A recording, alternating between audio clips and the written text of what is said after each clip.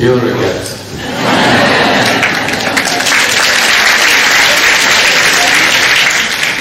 So thank you for coming here today to have a conversation with me. Köszönöm, hogy eljöttetek, és ezt az előadást végighallgatjátok ma. I'm going to talk about inflammation and what it means. A gyulladásról fogok beszélni, és hogy ez mit is jelent pontosan. If you watch television, if you listen to the radio, if you read magazines and newspapers, you know that inflammation is important. Ha láttak, vagy láttatok tévét, ha hallgattok rádiót, olvastatok újságot, akkor tudjátok, hogy a gyulladás egy fontos dolog. And you know that many of us doctors think that inflammation is the key to many different diseases. És valószínűleg azt is sejtitek, hogy a gyulladás az egy nagyon kulcs fontosságú a betegség lefolyásában.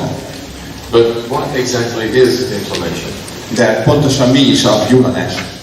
What causes it? Mi okozza? How does it damage us? How does it create disease? Hogyan rombol minket, és hogyan hoz létre betegségeket? And most importantly, how can we stop it? És talán legfontosabb az, hogy hogyan állíthatjuk meg ezeket. So that's what I'll talk about today. És ezzel, amiről beszélni fogok ma. The science is quite complicated. A tudomány mögött az viszonylag összetett, but the answers are actually very simple. De a válaszok viszonylag egyszerűek. So first of all, let's explore some of the reasons why we have so much inflammation today. Először kezdjük azzal, hogy nézzük meg, hogy miért van annyi gyulladás manapság. One of the reasons is that we are, as a population, all over the world, we are getting heavier. Az egyik oka annak, hogy ez bekövetkezik, az az, hogy világszinten egyre nehezebbek vagyunk. You can see the same increase in average weight in almost every country today. Az átlagos testsúly gyarapodás az minden országban közel azonos mértéket követ. Not everybody is affected to the same extent. Nem mindenkit ugyanannyira érint ez a probléma. But on average, we are all moving in this direction. De az átlag és a nagy átlag szerint ebbe az irányba haladunk. Now I think that this is not the fault of individuals. Én azt gondolom, hogy ez nem az egyén hibája. It is because we are living in a world today which is obesogenic. In other words, it creates overweight. Azt gondolom, hogy egy olyan világot élünk, ahol a világ és a körülmények tesznek minket egyre nehezebbé. And it does this in two ways. És ezt két módon teszi meg. Firstly, we have been seduced by technology. Az első az az, hogy elkényelmesített minket a technológia. By the internal combustion engine, by information technology. A számítógépek, a belső égésű motorok. These technologies make it very easy for us to be lazy. Ezek a technológiák nagyon könnyen lehetővé tesznek számunkra a mozgást és a nehezek legyünk. Even only 100 years ago, our ancestors were much more physically active than we are now. Még 100 évvel ezelőtt is az őseink jóval fizikai értelemben jóval aktívabbak voltak, mint mi. In England, and I will come back to this a little later in my speech, women were consuming 3,500 calories a day, and yet they were slim. Az angolok, erről a tanulmányban lesz meg később szó, 3500 kilokalóriát fogyasztottak, és még így is vékonyabbak voltak, mint mi ma. Because they were burning all those calories in physical activity. Mert ezt az energia mennyiséget elhasználták a fizikai aktivitások során. Men were consuming as many as 7,000 calories a day. A férfiak átlagosan 7000 kilokalóriát fogyasztottak egy nap. Yet when you look at the photographs of people at that time, you can see that they too were very slim. De hogyha megnézzük a képeket abból a korból, akkor azt látjuk, hogy mindenki rettentő vékony volt. Like the women, they were burning all those calories to do physical work. Ahogy a nők is nagyon vékonyak voltak, mert a rengeteg fizikai aktivitás volt. We don't work physically nearly as hard. Mi már nem dolgozunk egyáltalán közel sem annyira nehezen, mint ők. In fact, we're the least physically active generation of humans that has ever lived. Tulajdonképpen mi vagyunk a legkevésbé fizikailag aktív generáció az emberiség történetében. So that is one part of the problem. Tehát ez a probléma egyik gyökere. But the other part of the problem is the major food manufacturers and retailers. De a probléma másik lába pedig a legnagyobb élelmiszergyártó és előállító lánc és cégek. The food companies have produced a generation of processed foods which are extremely toxic for us. És az élelmiszeriparnak az utolsó generációban olyan élelmiszereket állít elő, ami nekünk reppantúl mérgező. They have very low levels of nutrition. Nagyon alacsony a tápanyagtartalma, but very high levels of calories. És nagyon magas az energiatartalma. And they are designed in a way which makes them both addictive and also non-satiating. És úgy van megtervezve az egész, hogy ez számunkra nagyon kellemes, finom legyen és függőséget is okozzon. So we eat more than we need. És jóval többet eszünk annál, mint amire szükségünk lenne. We consume empty calories. Üres kalóriákat eszünk. And in this way we become heavy. És ez az, amiért egyre nehezebbek vagyunk. Even although inside we are still starving. És emellett még így is tulajdonképpen éhezünk. This is not a healthy situation. Ez nem egy egészséges állapot. Not is it only making us heavier, but it is very clear, and I will show you evidence later, that it is killing us. És ez mindamellett, hogy egyre nehezebbé is tesz, a bizonyítékok is azt mutatják, hogy ez szépen lassan megöl minket. It is killing us in different ways, but one of the most important ways that it kills us is it creates type 2 diabetes. És ez tulajdonképpen többféleképpen is megölhet minket, de az egyik ebből, ami leginkább jellemző, az a 2-es típusú cukorbetegség. Now, as we become heavier, many diseases increase in frequency. Ahogy egyre nehezebbek vagyunk, a különböző betegségek előfordulása egyre nagyobb és egyre gyakoribb. So, for example, I could look at hypertension, angina, asthma, osteoarthritis. There are many diseases which become more probable, more frequent as we get heavier. És hogyha megnézzük például a magasvérnyomás betegséget, az asztmát, az aritmiát, akkor a csontritkulást, akkor egyre nagyobb a valószínűsége, hogy valamelyik ki fog alakulni. But I want to concentrate on only one at this time, and that is type 2 diabetes. De most elsősorban csak a 2-es típusú cukorbetegségre fogok fókuszálni. So type 2 diabetes is a problem, a real problem. A 2-es típusú cukorbetegség egy igazi probléma. It accelerates the aging process. Mert felgyorsítja az öregedési folyamatot. It increases the risk of heart disease, dementia, liver disease, kidney disease, cancer. És megnöveli a kockázatát a különböző szívérendszeri betegségnek, a demenciának, a máj problémáknak, vese problémáknak, a ráknak. And it shortens your life.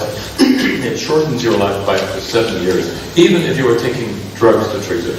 És akár 7 évvel is megrövidítheti az életünket, még akkor is, hogyha kezelt a betegség. We are seeing so much more type 2 diabetes than we used to. Sokkal gyakoribb a 2-es típusú cukorbetegség, mint valaha volt. And we're also seeing it in younger groups of patients. És egyre fiatalabb korban érintettek az egyének.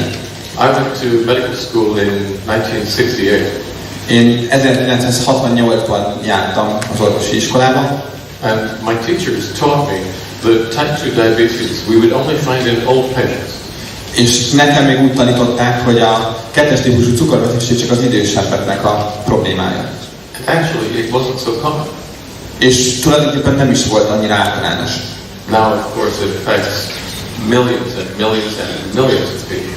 Manapság már emberek millióit érinti ez a betegség.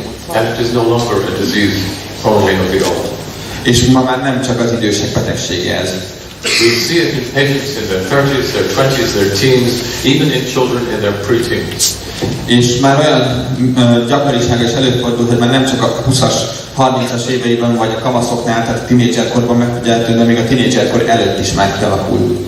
So the doctors who do not know history think that this is normal. It is not normal. It did not used to be like this. És azok az orvosok, akik nem ismerik a korábbi történetét a betegségnek, azt gondolhatnák, hogy ez normális, de ha megnézzük magát a statisztikát, akkor ez nem igaz. And this increase in frequency and decrease in latency is part of a pattern that we see with almost every other disease. És az, hogy egyre fiatalabb korban érintettek vagyunk, és egyre gyakoribb a betegség, látható az, hogy kezdjük egy betegvilágban élni. And it is bringing our health services to the point of destruction. És az egészségügyi ellátórendszert egy olyan nyomás alá helyezik, ami kritikussá válhat. And all of the medical research, all of the pharmaceutical products, all of the medical profession have been unable to stop this deterioration of our public health. És minden ellátás és kutatás és szervezés ellenére az a mostani egészségügyi ellátás képtelen ezt a helyzetet kezelni és javítani. Because their approach is wrong. És azért, mert a megközelítéssel van probléma. The answer is not drugs. A válasz az nem a gyógyszerekről nem keresendő. The answer is to change our lifestyle, and in particular, to change our nutrition. És a válasz az ott van, hogy meg kell az életmódunkat változtatni, és különösen az étrendünket változtatni. This has now become a matter of extreme urgency. És ez ma már egy nagyon kritikus fontosságú probléma lett. Because not only is our public health problems, not only are they continuing to get worse, but in the background, our economic values are deteriorating. Mert amellett, hogy az általános egészségi állapot egyre rosszabb és egyre nehezebb, hogy ennek már komoly gazdasági következményei is vannak, hiszen teljesítményünkre is kihat. We have to find a way of delivering public health that is more effective and more cost effective. És valahogy az általános egészségi állapotot úgy kell egy jó irányba terelni, ami sokkal hatékonyabb a jelenlegi rendszernél. And let me show you why. I've talked about diabetes, but there are many other problems, health problems, which show the same pattern. I'll go through them. És most elsősorban a cukorbetegségről beszéltem, de ha látjuk az adatokat, akkor azt látni, hogy ez minden más betegségre is igaz, hogy ezzel miért kell ilyen sürgősen foglalkozni.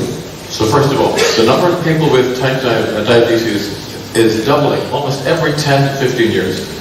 Először is a cukorbetegséges esetek száma az nagyjából megduplázódik minden 10-15 évben. Patients are getting younger and younger. És a betegek egyre fiatalabbak. And along with that, what we are seeing is a huge increase in kidney disease and liver disease. És a másik probléma az, hogy kritikusan emelkedik a vese- és májbetegségeknek a száma. We are seeing a huge increase in hypertension. A magas vérnyomás betegségben is jelentős az emelkedés, which now affects more than half of the entire adult population of North America. És ez most már olyan súlyú probléma, hogy Észak-Amerikában több mint a lakosság fele érintett ezzel a betegséggel. And I think the picture in Hungary is not so different. És azt gondolom, hogy a magyar statisztika sem lehet sokkal jobb. All of these conditions are appearing in more people and in younger people. És ezek a betegségek sokkal fiatalabb és sokkal gyakrabban fordulnak elő. And so is the problem of cataract. És a katarakt is egy ilyen jellegű probléma. Which is not surprising because if you're diabetic, the risk of cataract doubles, increases by 100%. És ugye a cukorbetegség esetében ugye a kialakulás ennek a betegségnek az több mint kétszerese. And because people are becoming diabetic at younger ages, we are seeing that the average age when cataracts first appear is also falling. És mivel ugye a cukorbetegség is egyre fiatalabb korban alakul ki, ezért ennek a betegségnek hát az úgy szövődmény is sokkal hamarabb kifejlődik. So since 1950, the average age where cataracts first appear and start to damage your vision has fallen by 20 years. És amikor ugye a látásromlás kialakul, az most már több mint 20 évvel csökkent ennek a várható kialakulásának az időpontja. If we consider brain disease, the same thing has happened. Diseases of the brain. Brain disease. Tehát, hogyha megnézzük a különböző agyi elváltozásokat, akkor ez ugyanez a minta lekövethető ott is. Dementias since 1950 have increased threefold. A demencia, tehát ugye a feledékenység koros állapota, az megháromszorozódott az 50-es évek óta.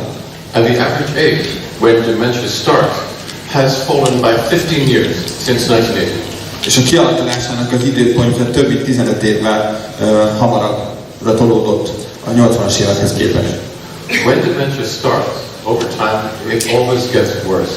Which means that in older patients over 75, the numbers of people who are dying from these conditions have increased dramatically.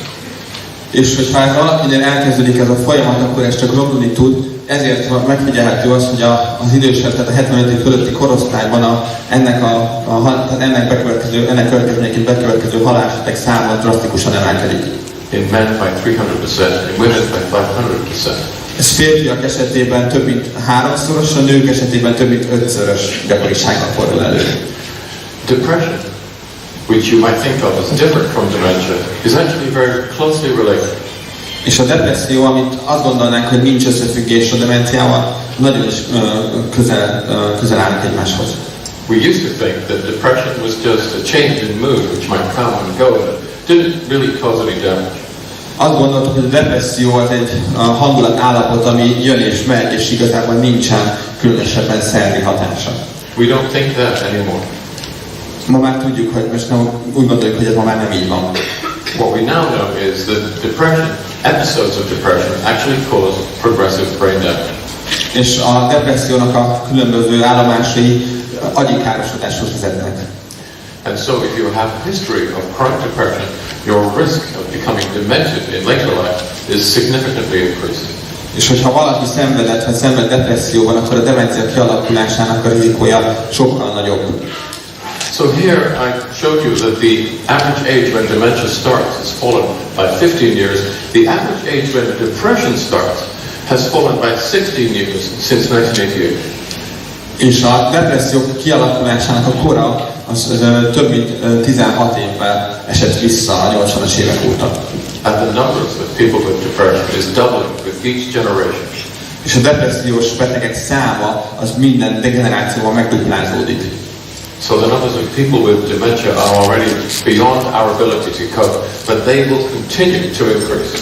És a demenciás eseteket már most sem tudjuk megfelelően ellátni, és tudjuk azt, hogy a további esetek kialakulásának a száma az igen nagy. If we look at problems which affect the central nervous system at the beginning of life, we see something very similar. És hogyha megnézzük az idegrendszeri betegségek kialakulásának a folyamatát, akkor az élet kezdetéhez valami nagyon hasonlót látunk. The numbers of children who have ADD, ADHD, autism, Asperger's disease, neurodevelopmental disorders, these also have increased very, very significantly. És ha megnézzük a csecsemőknél kialakuló autizmus, Asperger-szindróma, figyelemzavaros esetek számát, akkor ezekben is emelkedés mutatkozik. These are not new conditions. Ezek nem új betegségek. At medical school, I was told that sometimes we would see cases like this. They were not common. Amikor én tanultam, akkor azt mondták, hogy igen, vannak ilyen esetek, előfordulnak, de nem gyakoriak. But now they are everywhere. De ma már mindenhol ott van. So, do you get the picture? Szóval látjátok a nagy képet? These diseases are all increasing in frequency and occurring in younger and younger groups of patients. Ezek a betegségek gyakorisága folyamatosan emelkedik, és egyre fiatalabbak érintettek a kialakulásban. The picture is actually quite black. És ez egy elég sötét kép, sötét jövőt vetít elő. But there's more. De van még. Let's consider diseases of the musculoskeletal system. Nézzük meg a váz, izom és a csontrendszernek a betegségeit. This is a completely different group of illnesses. Ez a betegségek egy egészen más csoportja. But here we see the same problem. De itt ugyanazt látjuk, ugyanazok a problémák. We see evidence that our skeletons, our bones are not as strong as they were even 2 generations ago.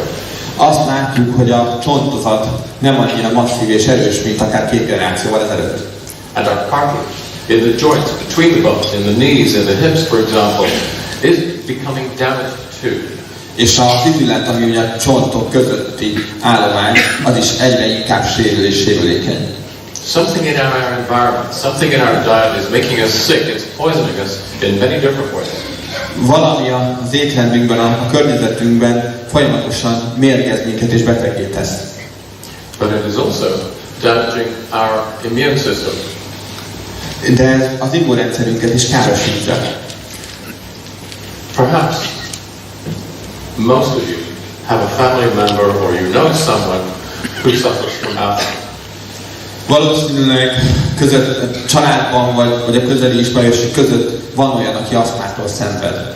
It's very common now. Ez ma már egy nagyon, mondhatjuk azt, hogy népbetegség. Was it always like this? Ez mindig így volt? No. Nem. I went to school in 1954. Én 1954-től jártam iskolába. And in my school of 2000 children, there was one boy with asthma. És a 2000 fős iskolában egy asztmás fiú volt. And it wasn't very bad, it was just very mild. És az nem volt nagyon súlyos, ez egy nagyon enyhe lefolyású volt. Today, in most schools, in the average classroom, one child in every 4 has an inhaler. És ma már egy átlagos iskolában minden negyedik gyereknek asztmája van. Doctors think this is normal. Az orvosok azt gondolják, hogy ez normális. Because most doctors do not know their history. Azért, mert nem ismerik a korábbi statisztikákat. But this picture is highly abnormal. De ez a kép, ez igenis abnormális, nem normális. What they do not understand is that they are dealing with a population that is being poisoned. És nem értik meg azt a problémát, hogy egy olyan lakossággal dolgoznak és küzdenek, akit folyamatosan mérgeznek. But it is not just asthma. All the other allergies have increased in the same way. És nem csak az asztma, hanem minden más allergia is hasonló növekedést mutat. Involving the eyes, the nose, the skin. A szemirritáció az orron, a bőrön. And there are many other allergies also that you are not so familiar with that affect the gastrointestinal tract. They too show the same increase. És hogyha megnézzük azt a típusú allergiát, ami az emésztőrendszert érinti, abban is drasztikus emelkedés figyelhető meg. While we're talking about the immune system, let me also talk about autoimmune disease. És hogyha már az immunrendszert érintjük, akkor egy kicsit hadd beszéljek az autoimmun betegségekről. Where your own immune system turns against you and starts attacking your own body. Az autoimmun betegségek lefolyása során az immunrendszer megtámadja a saját gazda szervezetét, és idegenként kezeli. Some of these conditions are well known. Néhány ilyen betegséget talán jól ismer mindenki. Type 1 diabetes or rheumatoid arthritis. Ilyen például az egyes típusú cukorbetegség vagy a reumatoid arthritis. But actually there are many hundreds of these different autoimmune diseases. De ilyen autoimmun betegségből több száz létezik. I learned about a new one in Krakow just 2 days ago. Például egy egészen újra hallottam Krakóban 2 nappal ezelőtt. So rare that there are only 300 cases in the world. Annyira ritka még, hogy csak 300 esetről tudunk a világban. For a scientist like me, this is fascinating. Egy tudósnak, mint én, ez nekem nagyon is izgalmas. But for you, for the population, for everyone else, this is a disaster. De nektek, mint lakosság, és nektek egy igazi katasztrófa. The medical profession has no real answer, no satisfactory answer for autoimmune disease. Az orvoslásnak igazából az autoimmun betegségekhez nincs megfelelő magyarázata. They have drugs which can treat the symptoms, but those drugs are actually very toxic. Vannak gyógyszerek, amikkel kezelhető ez az állapot, de ezek a gyógyszerek erősen mérgezőek. And while they use these drugs to treat individual patients, in the background, the numbers are continuing to increase. És annak ellenére, hogy ezeket az eseteket kezelik ezekkel a gyógyszerekkel, az esetek száma folyamatosan emelkedik. By between 3 and 4% every year. Nagyjából 3-4%-kal minden évben. A big picture. Let me just paint 2 more brushstrokes. I'm going to talk about cancer now. És lassan teljes lesz a kép, még 2 vonásunk van. Az egyik az a rákos betegségek. And it's very relevant to talk about cancer in Hungary. És sajnos Magyarországon nagyon is aktuális dolog a daganatos betegségekről beszélni. Because you are the world champion. Mert a magyarok, tehát mi vagyunk a világon az elsők ebben. You have the highest rates of cancer in men and in women in the world. Mind férfiak, mind nők esetében a legmagasabb a daganatos betegségek előfordulásának az aránya Magyarországon. Rates of cancer have doubled since 1950. A daganatos betegségek száma megkettőződött az 50-es évek óta. And to take just one cancer in particular, non-tobacco related lung cancer, that has doubled since 2012. In the last 7 years it has doubled. Tehát nem a dohányzással összefüggő tüdő daganatos esetek száma 2012 óta kettőződött meg, megkétszeres az esetek száma. Some doctors will tell you we see more cancer because we are living longer. Néhány orvos azt mondja mondani, azért van több daganatos eset, mert tovább élünk, mint korábban. But in fact this is ignorant and stupid. De ha a valóságot nézzük, akkor ez igazából egy kicsit tagadás és egy elég buta nézőpont. We are not living longer. Nem élünk tovább. Life expectancy is falling now. A várható élettartam csökken. Which is not surprising because we are so very sick. Ami annyira nem meglepő, mert annyira beteg a társadalom. But another way of showing you that that medical idea is wrong is that we see the same increase in cancers, the same doubling in young people too. És a másik lába, vagy ága az igazságnak az, hogy a fiatalok esetében is kétszereződik a daganatos esetek száma. One cancer, in particular, bowel cancer, in this very young age group, 22 to 37, has increased 4 times since 1974. A vastagbél daganatok száma a 22-37 éves korosztályban meg négyszereződött 74 óta. We are undoubtedly being poisoned. Kérdés nem férhet ahhoz, hogy mérgeznek minket. Some of you already know that you have symptoms of these diseases. Néhányan talán már tudjátok, hogy már egy-két tünetet viseltek ennek a betegségnek. Others of you who are still young may think, you may imagine that you are healthy. És vannak fiatalok, vagy nem annyira fiatalok, akik azt gondolják, hogy azt képzelik, hogy ők egészségesek. But I can assure you, you are not. De meg fogom mutatni, hogy nem vagytok egészségesek ti sem. The reason I am so confident is that I know that all these diseases that I've talked about develop very, very slowly. És az oka ennek az az, hogy ezek a betegségek, ahol kifejlődnek, és ezt meg fogom mutatni, nagyon-nagyon lassú folyamat. For the first 20, 30 or 40 years, they are progressing so slowly that they are not yet causing symptoms. They are underground. És az első 20, 30 vagy 40 évben olyan lassan fejlődik a betegség a tünetek nélkül, hogy észre sem vesszük. It is only quite late in the disease that they come to the surface, cause symptoms, and then you go to the doctor and you get a diagnosis. But by then it's very late. És a betegségnek a késői szakasza az, amikor effektíve megjelennek a tünetek, és orvoshoz fordulunk, és megkapjuk a diagnózist. So for example, you'll be losing bone very slowly. It gradually erodes for 30 years, maybe 40, before the first fracture. És a csontsűrűség az fokozatosan szépen lassan csökken az első 20-30-40 évben, amíg az első törést nem szedjük össze. Atheroma is developing slowly, slowly, slowly in the arteries of your heart before 50 years later you have your first heart attack. És az érelmeszesedés az szépen lassan alakul ki az erekben, folyamatosan, mielőtt például az első szívrohamot elszenvedjük. Cancer cells may be growing deep inside you in the shadows for 25 years before they start to cause a symptom and you get diagnosed. A daganatos betegségeknél is a rákos sejtek akár 20-25 évig is a háttérben fejlődnek, sötétben, mielőtt bármi panaszt és tünetet okoznának. And you can lose brain cells one by one, day by day, for 40-50 years before your partner notices you no longer remember the names of your children. És például az agysejtjeiket is akár egyesével folyamatosan napról napra veszítjük el 40-50 év alatt, amíg egyszer csak azt veszük észre, hogy már a gyerekeink nevét sem tudjuk. So most people don't realize that they are ill until very late in the course of their disease. A legtöbben nem veszik észre, és nem lesznek annak a tudatában, hogy betegek, csak akkor már nagyon késő. Which means that the doctors always come too late.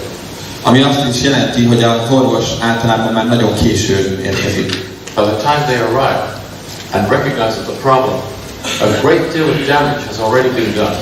És mire az orvos találkozik a beteggel, addigra a betegség nagy része már lezajlott, és a károknak a nagy része sajnos már megtörtént. They're like the fire brigade who only ever come to your house after it is burnt halfway to the ground. És olyanok, mint egy tűzoltó csapat, aki igazából már csak akkor ér ki a házhoz, amikor már tulajdonképpen már több mint a fele leégett.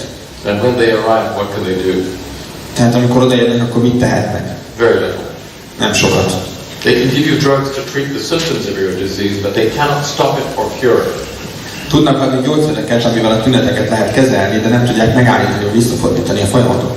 All they do is to make you a little more comfortable while you continue to deteriorate. És igazából a folyamatos csökkenés teszik kényelmesebbé és komfortossá. This is the problem with the current medical model. Ez a mostani egészségügyi modellnek a nagy hibája. Just to give you a better idea of how ill people really are, we have done studies on populations that are young and think that they are healthy. És azért is, hogy lássátok azt, hogy milyen beteg a társadalom, fiatalokon végeztünk tanulmánykutatást, hogy lássuk azt, hogy akik egészségesnek gondolják magukat, valójában hogy állnak ezzel a helyzettel.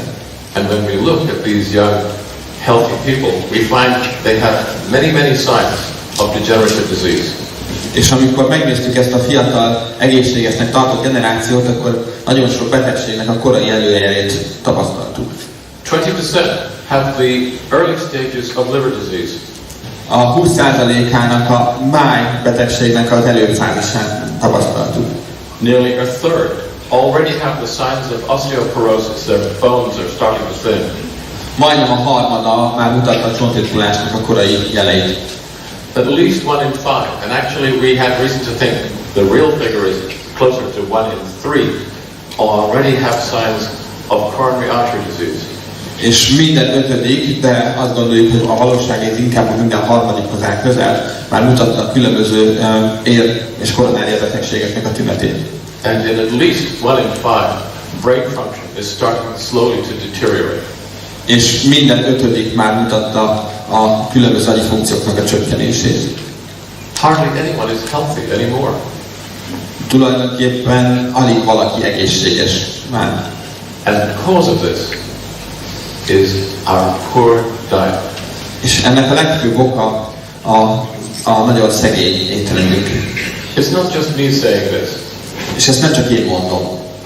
This is a huge global meta-analysis that is published every year. Ez egy nagy globális, világ kiterjedő úgynevezett meta-analízis, amikor több tanulmányt hoznak egy közös nevezőre. Many of the best clinical scientists in the world are involved in this study. És ebben a tanulmányban a világ különböző pontjairól a legjobb tudósok hozzáteszik a magukét. And every year they come to the same conclusion. És minden évben ugyanarra a következtetésre jutnak. Early death from the conditions I talked about is mostly caused by poor diet. És a korai haláleseteknek az oka az leginkább a szegény étrendre, szegényes étrendre vezethető vissza. So this poor diet is making us sick in many different kinds of ways, but it is also damaging us in other ways as well, which I want to talk about too.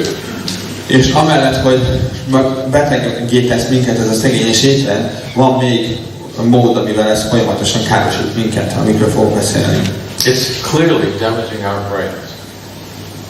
Egyértelműen károsítja az agyunkat. It's making us more stupid. Egyre butábbak vagyunk. This is a meta-analysis, a study of studies. Ez egy meta-analízis, tehát egy tanulmányok tanulmánya. Carried out by a very good scientist called Dimini. És ez egy nagyon jó tudós, Dimini által véghez vitt tanulmány. One of the world's experts on measuring intelligence. Ez egyik világvezető kutatója a mentális egészség területén. And he and his colleagues analyzed the results of hundreds of different studies that have been done in different times and places, measuring the intelligence of large groups of healthy people. Healthy. És ő egy tanulmányban összehozott több száz olyan nagyobb volumenű jelentős tanulmányt, ami a különböző kognitív tudati képességeknek a szintjét mérte egészségesnek mondott embereknél. And what his results show is that since 1950, we have on average lost 15 IQ points.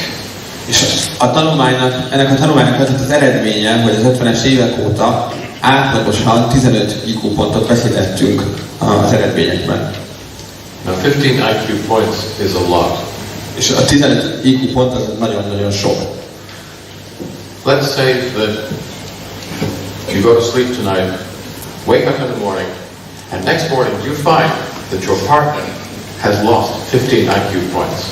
Tegyük fel, hogy lefekszettek este, felébredtek reggel, és a partneretek elvesztett 15 IQ pontot egyik napról a másikra.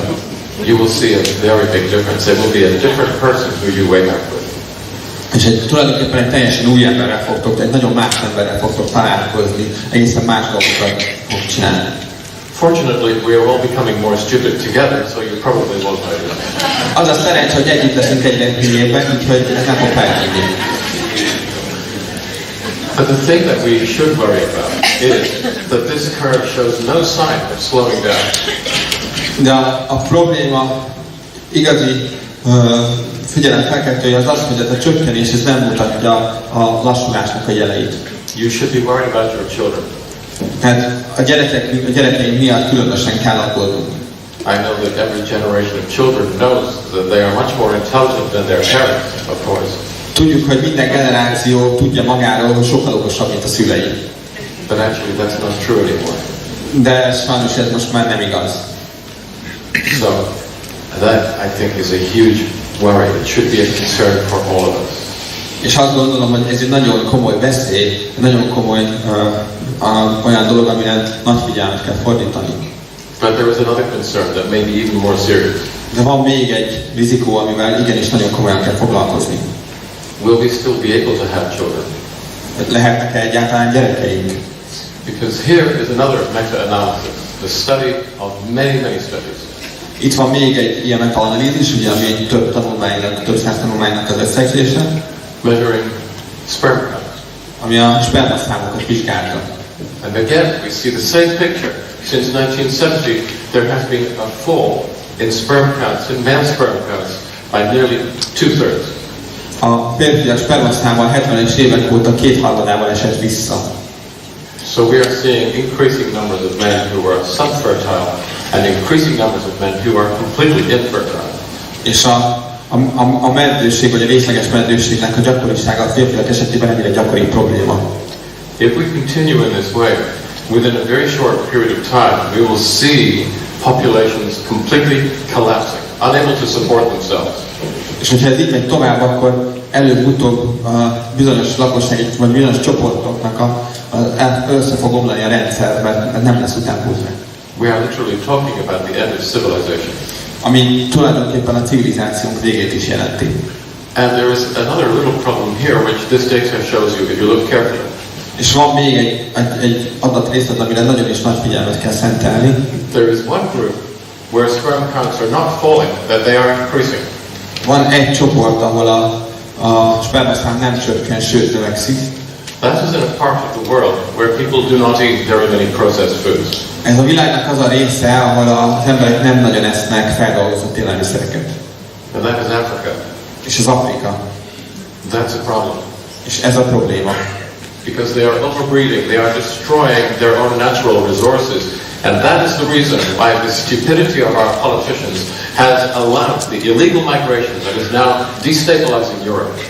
És ez az a probléma, hogy ugye felélik a készleteiket, felélik a környezetüket, és ugye a migráció megjelenik Európában, és ugye Európában is instabilitást okoz. So now nutrition and health starts to merge into politics. És ez az, amiért kell arról beszélni, hogy a táplálkozás és az egészség az összeér a politikával. It is damaging us in every area of our lives. És ez minden területét az életünknek érinti. And this is what is happening at the core of all of these problems. És ez az, amiért ez történik, ez a magja az egész folyamatnak. Because this is chronic inflammation. És ez a folyamat a krónikus gyulladás. Now it's so simple that honestly I don't feel that I really need to have to explain this to you. És ez egy annyira kis egyszerű folyamat, hogy megnézitek az ábrát, nem is fűzök hozzá sok magyarázatot. It's a very simple version. Ez egy nagyon leegyszerűsített verziója. The reality is much more complicated. De a valóság az ezért ennél jóval összetettebb. To be honest, it's so complicated I don't fully understand it. Na jó, hogy őszinték legyünk, ez annyira összetett, hogy még én sem tudom minden részletét értelmezni fejben. I will only say that this is a part of the reaction, a part of the sequence called the age-rate reaction. És az a felső sorokban, az a kis része, az a age-rate reakciónak a szerepe. What that means is, when the body sees certain compounds that are present in processed foods, it starts the inflammation machinery. És a lényeg ennek a folyamatnak az az, hogy ha bejut a szervezetbe bizonyos hatóanyag, tápanyag, és ezt érzékeli a szervezetünk, akkor elkezdi a gyulladásos folyamatot a sejten belül. That's bad inflammation. Ez az, ami a rossz gyulladás. But there's also good inflammation. De van azért jó gyulladás is. And here you have things called DAPs and PAMPs. Sorry about the jargon. És vannak különböző TAPs és PAMPs fehérjék, amik igazából a jó gyulladásért felelősek. But that kind of inflammation is healthy inflammation. De az a fajta gyulladás az igazából az egészséges gyulladás. Because if you have been infected by a bacterium, if you have been injured and you need to heal that area of the body that has been injured, that is done through inflammation too. És azért beszélhetünk jó gyulladásról, mert ha például egy külső kórokozó vagy baktérium bekerül, vagy meg akár a sérülésért minket, akkor a gyulladási folyamathoz is gyulladásra van szükség. That's why we have an inflammatory system.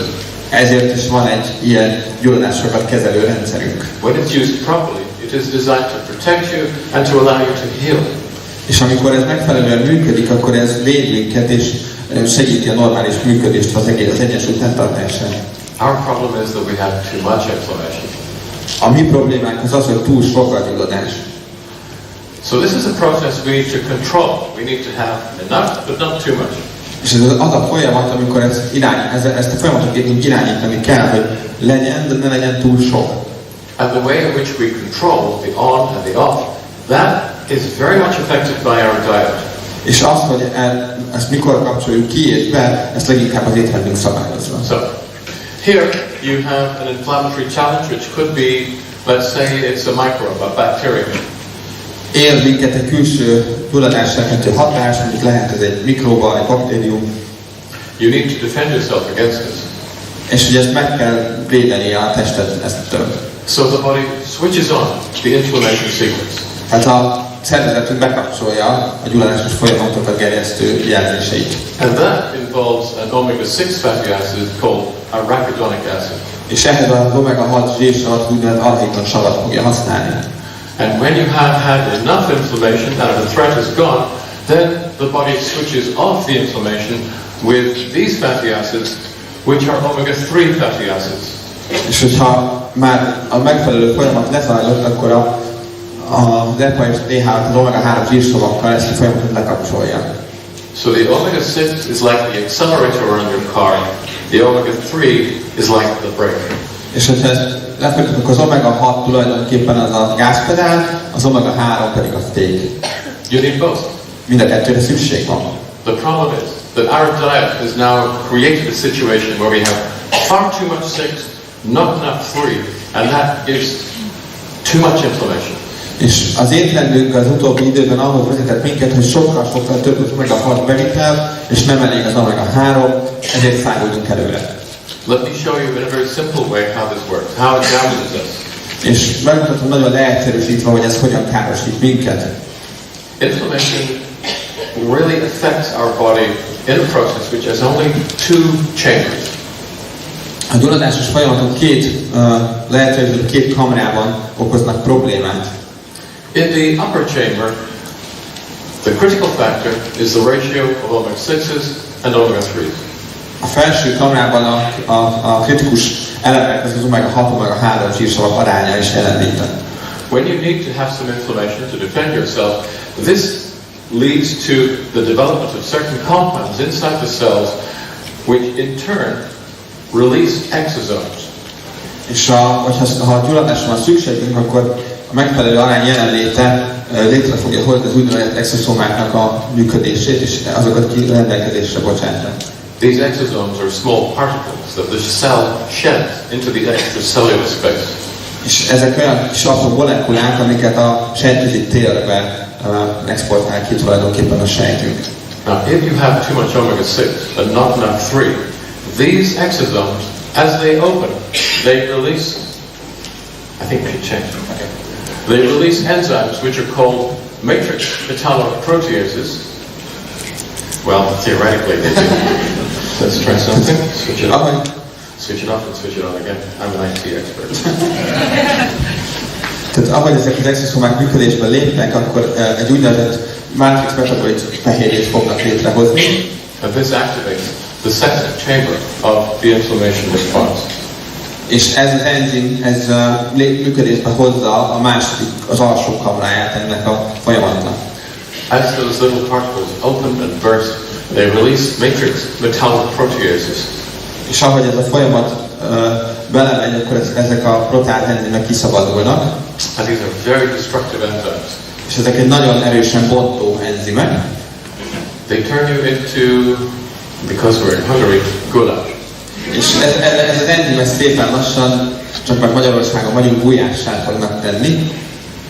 Now, because they are so dangerous, these enzymes, we have evolved to eat a diet containing polyphenols.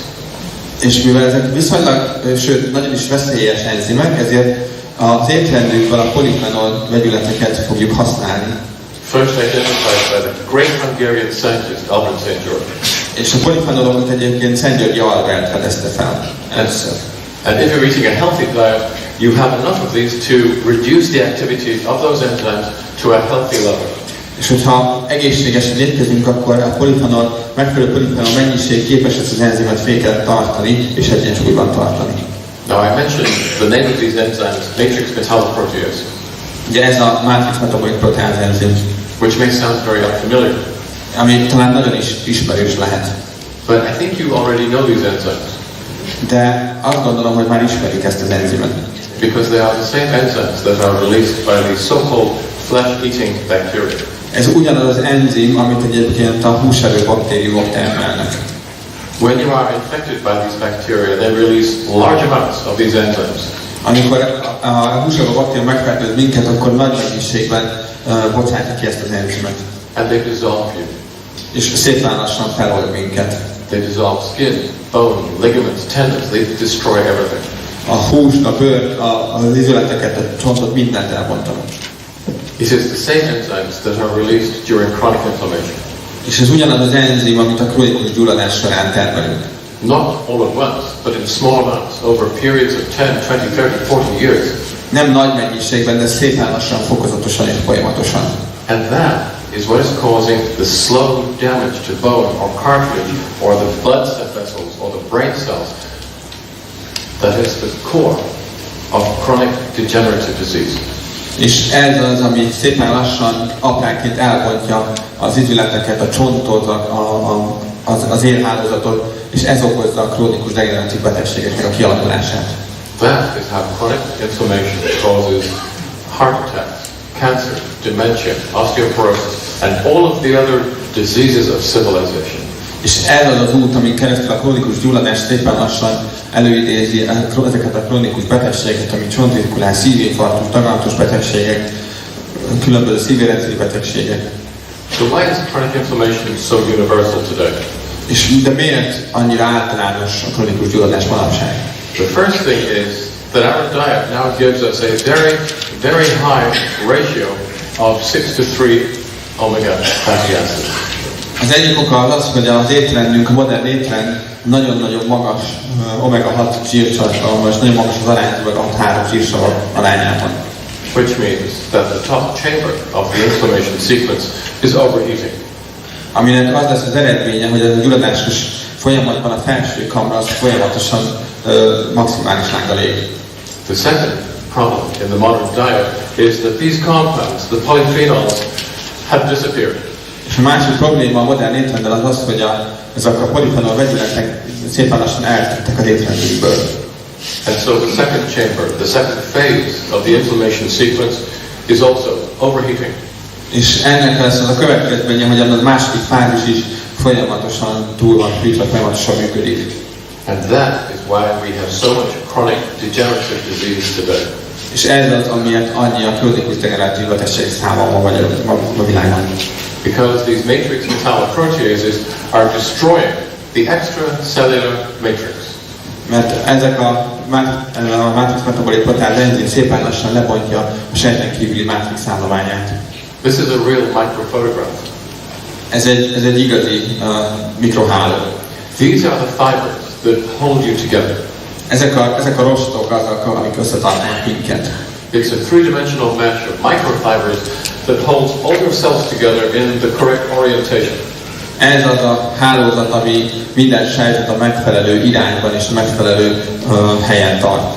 This allows your cells to communicate and to coordinate, to function together as a tissue or as an organ. Ez kell ahhoz, hogy a sejtek egymással tudjanak kommunikálni és tudjanak akár szervként, szervrendszerként működni. When the enzymes are released, they destroy all of this. És hogyha ezek az enzimek, hogyha bekerülnek ebbe a rendszerbe, akkor ezt mind elpusztítják. And you fall apart. És szépen lassan szétesik. And here's a little bit of historical evidence to show you how this happened. És kicsit megnézzük a történelmet, hogy ez hogy alakult ki. For as long as we can tell, all the evidence tells us that we were designed to consume omega-6s and omega-3s in a ratio of 2:1, maybe 3:1. That's a healthy ratio. Ha megnézzük a omega-6-3 fogyasztási arányt a történelem során, akkor mindig is körülbelül 2:1-3:1 arányban fogyasztottuk ezeket. But then starting in around 1900, our intakes of omega-3s started to fall, our intakes of omega-6s started to increase thanks to the processed food industry. És ha megnézzük, akkor az 1900-as évek elején szépen lassan elindult az omega-6 zsírsav fogyasztásunk felfelé, a 3 pedig lefelé, és ez mind a feldolgozott élelmiszerek megjelenésének köszönhető. Average ratios in Europe are now 15:1. Az európai átlag ma már 15:1. Average ratios in North America are now 25:1. Ez Észak-Amerikában már 25:1. Which is why Americans are so very sick. És ez az oka annak, hogy az amerikai lakosság ma annyira beteg. So there's a part of the problem, and here is the second part of the problem. Our intake of polyphenols has fallen by at least 90%. És a másik része a problémának pedig az, hogy a polifenol bevitel az több mint 90%-kal csökkent. So let me quickly ask you, has anyone here got an apple? Van itt bárkinek egy alma? Someone has an apple? Please. Can I borrow your apple? Kölcsönkérhetem az almát? Köszönöm.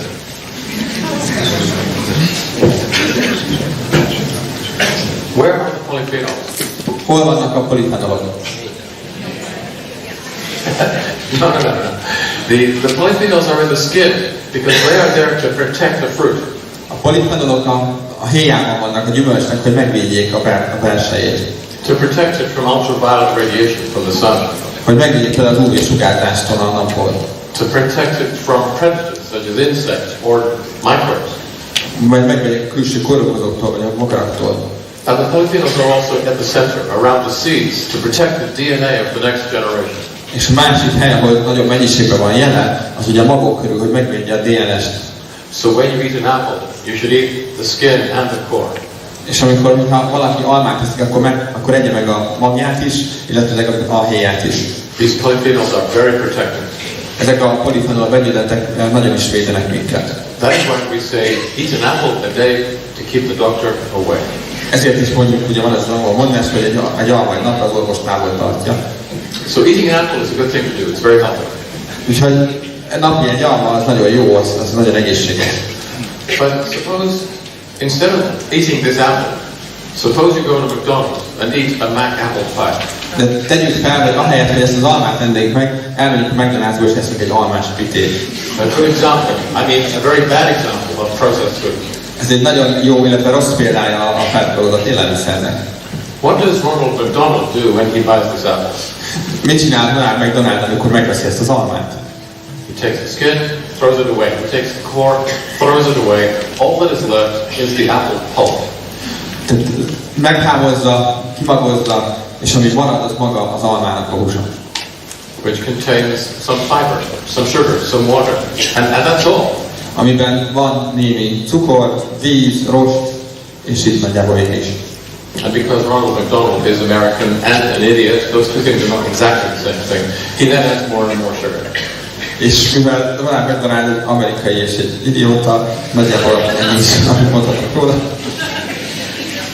Eating an apple every day keeps the doctor away. Eating a McDonald's apple pie away day will bring the doctor to your door.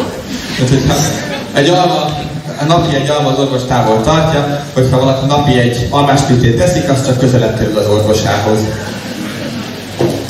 So that is an example of how the food industry today is poisoning us, but McDonald's are not the only company. Tehát ez az a módszer, amivel az élelmiszeripar szépen lassan megmérgez minket, de a McDonald's ebben csak egy szereplő a sokból. When we go to the supermarket, it looks as if we have more choice of foods than we ever had before. Ha valaki elmegy egy szupermarketbe, akkor azt gondolja, hogy sosem látott választékon élelmiszerből van. But that choice is an illusion. De ez a választás, ez csak egy illúzió. Most of the brands that you see, in fact 80% of the entire world's food chain is now controlled by a very small number of companies. És igazából a világ élelmiszeripar termelésének a 80%-a egy néhány cégnek a kezében van, ők irányítják ezt a rendszert. And these are the companies that are killing you. És ezek azok a cégek, amik szépen lassan megölnek. Let me name the guilty. Nevezzük meg a bűnösöket. Nestle, PepsiCo, General Mills. Nestlé, PepsiCo, General Mills. General Mills. Kellogg's, Associated British Foods, Mondelez. Kellogg's, Associated British Foods, Mondelez. Mars, Danone, Unilever, Coca-Cola. A Mars, a Danone, a Unilever, Coca-Cola. They are killing you very certainly. Szépen lassan megölnek.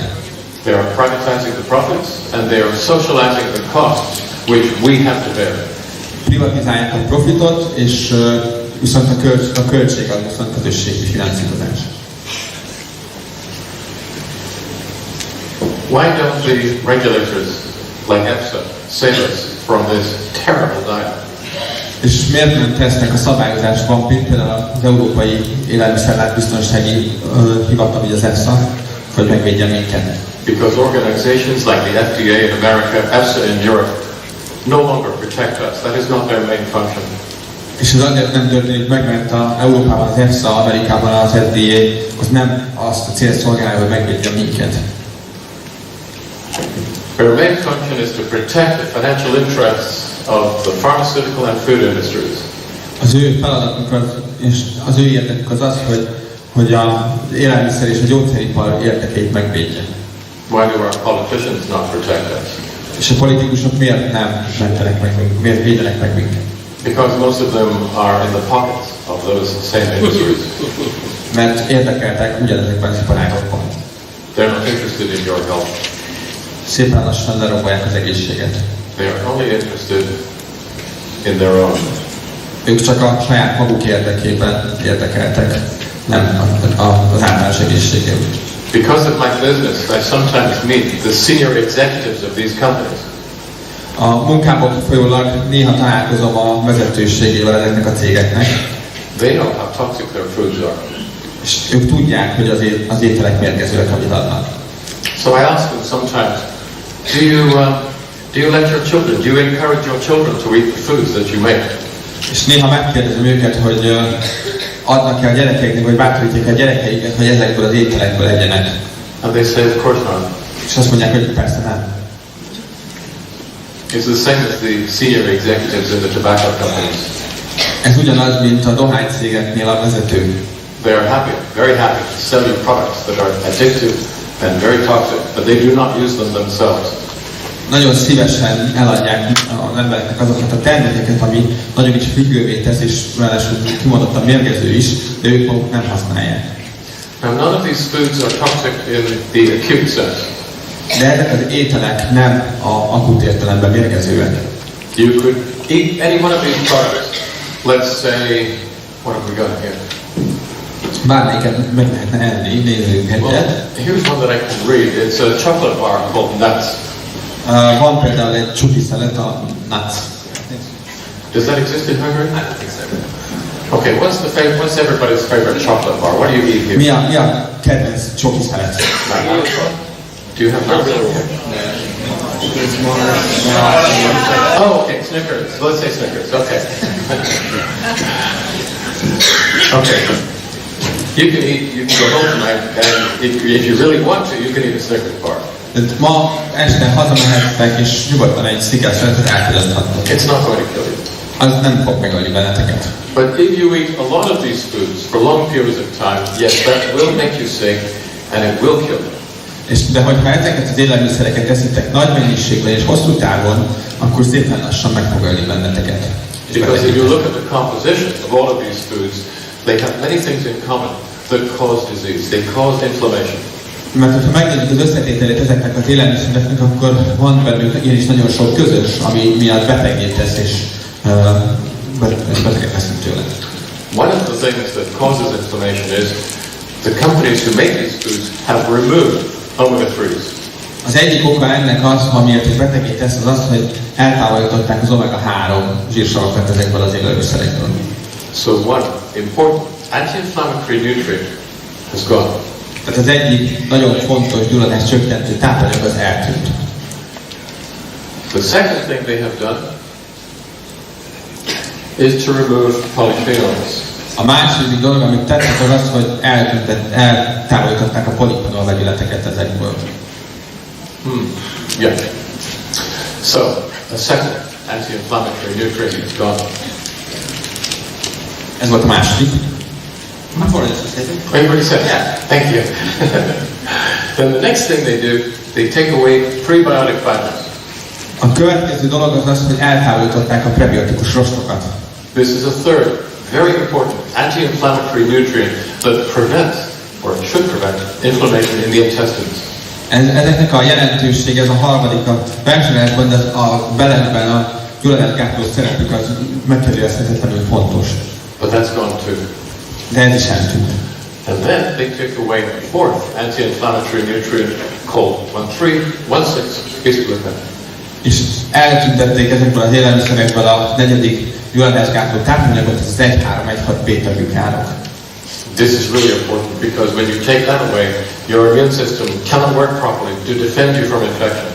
Ez azért nagyon fontos, mert ha ez eltűnik a táplálkozásukból, akkor az immunrendszer nem tud megfelelően működni azért, hogy megvédjen minket. Which means that you are more likely to have low-level infections in your body, causing more chronic inflammation. És ennek az lesz a következménye, hogy valószínűbb lesz, nagyobb lesz a valószínűsége annak, hogy egy ilyen alacsony szintű krónikus gyulladás kialakuljon a szervezetben. These are the top 4 anti-inflammatory agents. All of them have gone. Ez a 4 legfontosabb gyulladáscsökkentő tápanyag, és ezek mind eltűntek. And then the food industry does something very clever. De van még ennél, van még. They put into our foods compounds which are called ages and ales, and these are very pro-inflammatory.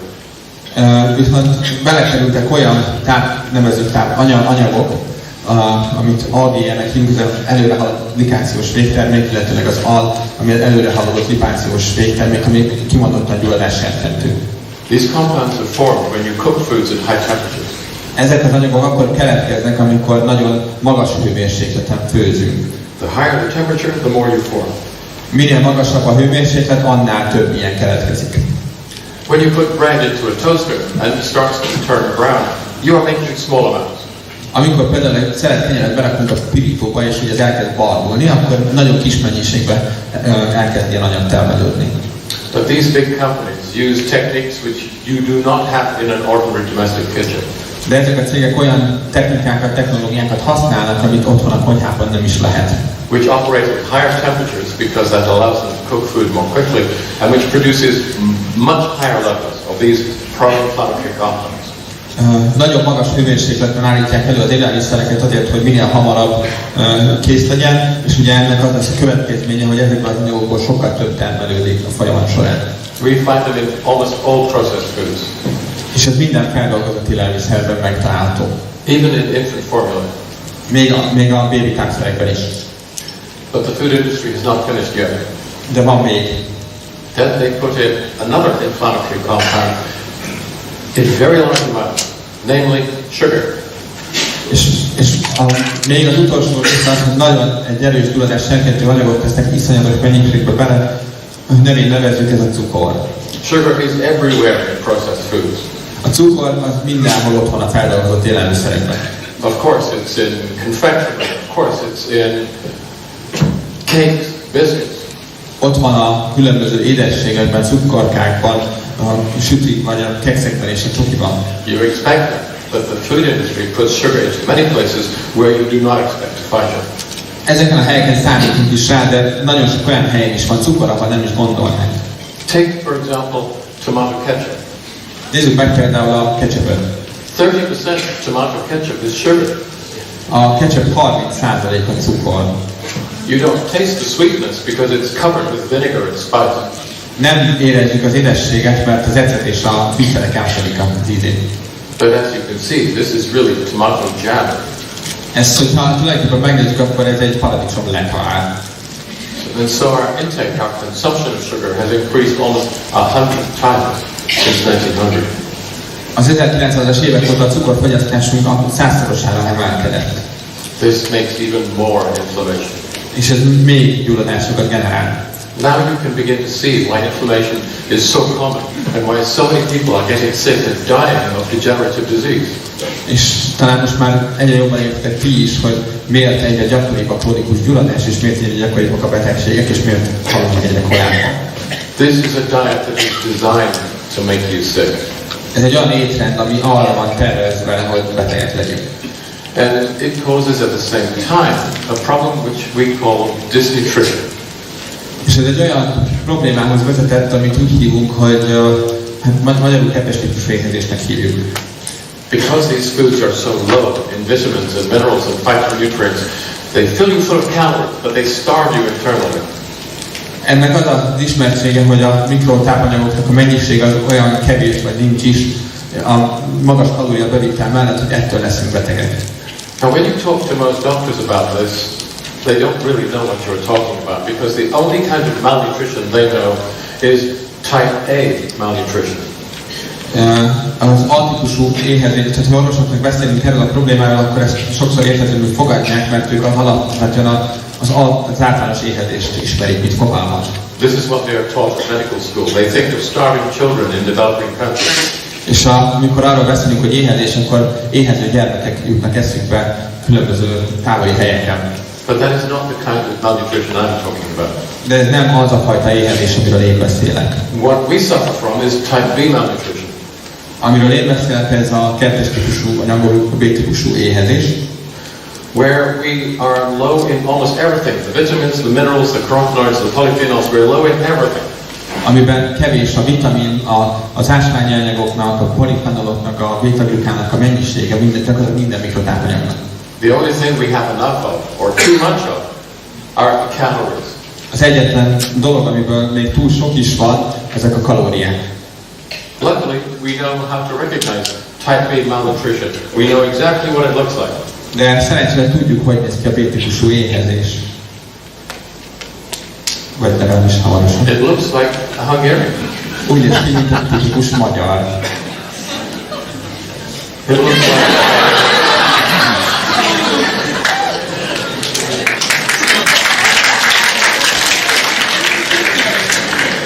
This man has severe type B malnutrition. Ennek az embernek súlyos B-típusú éhezése van.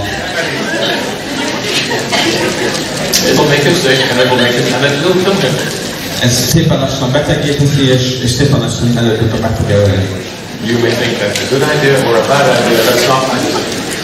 Az, hogy ez egy jó vagy egy rossz dolog, ez nem az én dolgom eldönteni, de döntsék meg magának. In the last year alone, we have seen many studies that show that the more you eat these processed foods, the more you get sick and the more you die.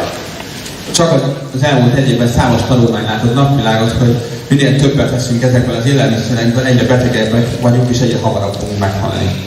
Each 10% increase in your consumption of these foods increases the risk of cancer by 10%, early death by 14%.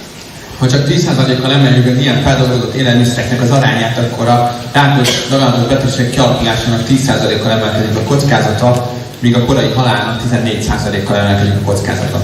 And if you eat 5 to 10 portions of these foods every day, it increases your risk of early death by 100%. Hogyha 5 legalább 4-5 adagot teszünk, akár 10 adagig, akkor az közel 100%-kal emeli a korai halálnak a kockázatát. And it does the same thing for laboratory rats. És ez ugyanez igaz a laboratórium megerekre is. You see, rats like the same junk foods that we like. They like to eat the same processed foods that we do. És a patkányokra is igaz az, hogy ők is szeretik ezeket a feldolgozott élelmiszereket enni, mint mi. And when we eat them, they develop disease, they die early, just as we do. És ők ugyanúgy korábban halnak meg, és fejlődnek különböző betegségek, mint az embereknél. It causes inflammation. Gyulladást eredményez. It accelerates the rate at which these animals age. They die younger. Felgyorsítja az öregedési folyamatokat. And because their immune system is so damaged, many of them die of septicemia. És nagyon sok, mivel az immunrendszerük nem tud megfelelően védekezni, vérfertőzésben elhalnak. Just remember that last fact. Csak erre emlékezzünk erre az utolsó pillanatra. Because so many of us are eating these foods that now our life expectancy is starting to fall. Annyi ilyen élelmiszert fogyasztunk, hogy a várható élettartam elkezdett csökkenni. For the last 4 years, probably 5 years, life expectancy has been falling in North America. Az utolsó 4, talán 5 évben az Egyesült Államokban a várható élettartam folyamatosan csökken. And it's true that more Americans are committing suicide, more are dying of overdoses, but more are dying of degenerative disease as well. És igaz az, hogy egyre több az öngyilkos esetek száma, egyre több a túladagolásos esetek száma, de egyre több az ilyen krónikus betegségek miatt elhunytak száma is. Including septicemia, just like the rats. Mint például a szepszis, tehát a vérfertőzés okozta halál, csak úgy, mint a patkányoknál. When these figures were first published, I predicted that we would soon see the same deterioration in life expectancy in Britain. Amikor ezek a statisztikák megjelentek az Egyesült Államokból, akkor én azt jósoltam, hogy az Egyesült Királyságban is valami hasonló lesz nem sokára. Within 12 months, that started to happen. És 12 hónapra rá elkezdődött a folyamat. And I make a new prediction. I now am telling you that we will start seeing life expectancy falling in Germany, Ireland, Finland, Poland, Australia, and Hungary. De most tovább megyek, és a következő országokban azt gondolom, hogy ez fog történni. Németország, Írország, Finnország, Lengyelország, Ausztrália, és ez Magyarországra is igaz. Because the more processed foods you eat, the more you die. Mert minél több a feldolgozott élelmiszer, amit eszel, annál valószínűbb, hogy meg fogsz halni. Now Americans have the highest consumption of processed food. Az amerikaiak eszik a legtöbb feldolgozott élelmiszert arányaiban. Nearly 60% of all their calories are consumed as these terrible processed foods. Közel 60%-a a táplálkozásuknak az ilyen feldolgozott élelmiszerekből áll. But look who comes next. Britain. De nézzük ki a következő, ez Egyesült Királyság. And then Ireland, Germany, Poland and Finland. Írország, Németország, Lengyelország, Finnország. And there you have Austria in that same group, and Hungary is very similar. És itt van Ausztria és Magyarország is, ami nagyon hasonló fogyasztási szokásokat mutat. Germany is the next worst affected, and already in Germany we are starting to see exactly the same changes starting to happen there too. És mivel Németországban Németország a következő sorban, ott is már megjelentek erre vonatkozó adatok. You are next in the queue. Ti vagytok a következők a sorban. So what should we do? Well, the simplest thing to do is to change our diet to the Mediterranean diet. Tehát mit kéne csinálnunk? A legegyszerűbb az, hogy ha a mediterrán étrendre váltunk. Very protective. Nagyon is véd minket. It reduces the risk of all of these diseases by between 30, 45%. Majd 45%-kal csökkenti a itt létező metabolikus szindróma, a különböző artériás betegségek, COPD, Alzheimer, Parkinson, daganatos betegségek és az egyéb korai haláleseteknek a rizikóját. But we have found another diet that is even more protective. De találtunk még egy étrendet, ami még jobban véd. And that is the diet that was eaten in Britain in the second half of the 19th century. És ez a 19. századi brit étrend, a 12. felében lévő brit étrend. The historians call this the mid-Victorian period. Történelmileg ezt a mid-viktoriánus kornak nevezzük. There were a number of factors which created this blue zone. Van számos eleme, ami létrehozta ezt a kék zónát. Firstly, the agricultural revolution, which increased agricultural productivity by 1000%. Az egyik ilyen az a mezőgazdasági forradalom, ami 1000-szeresével emelte a mezőgazdasági termelékenységi mutatókat.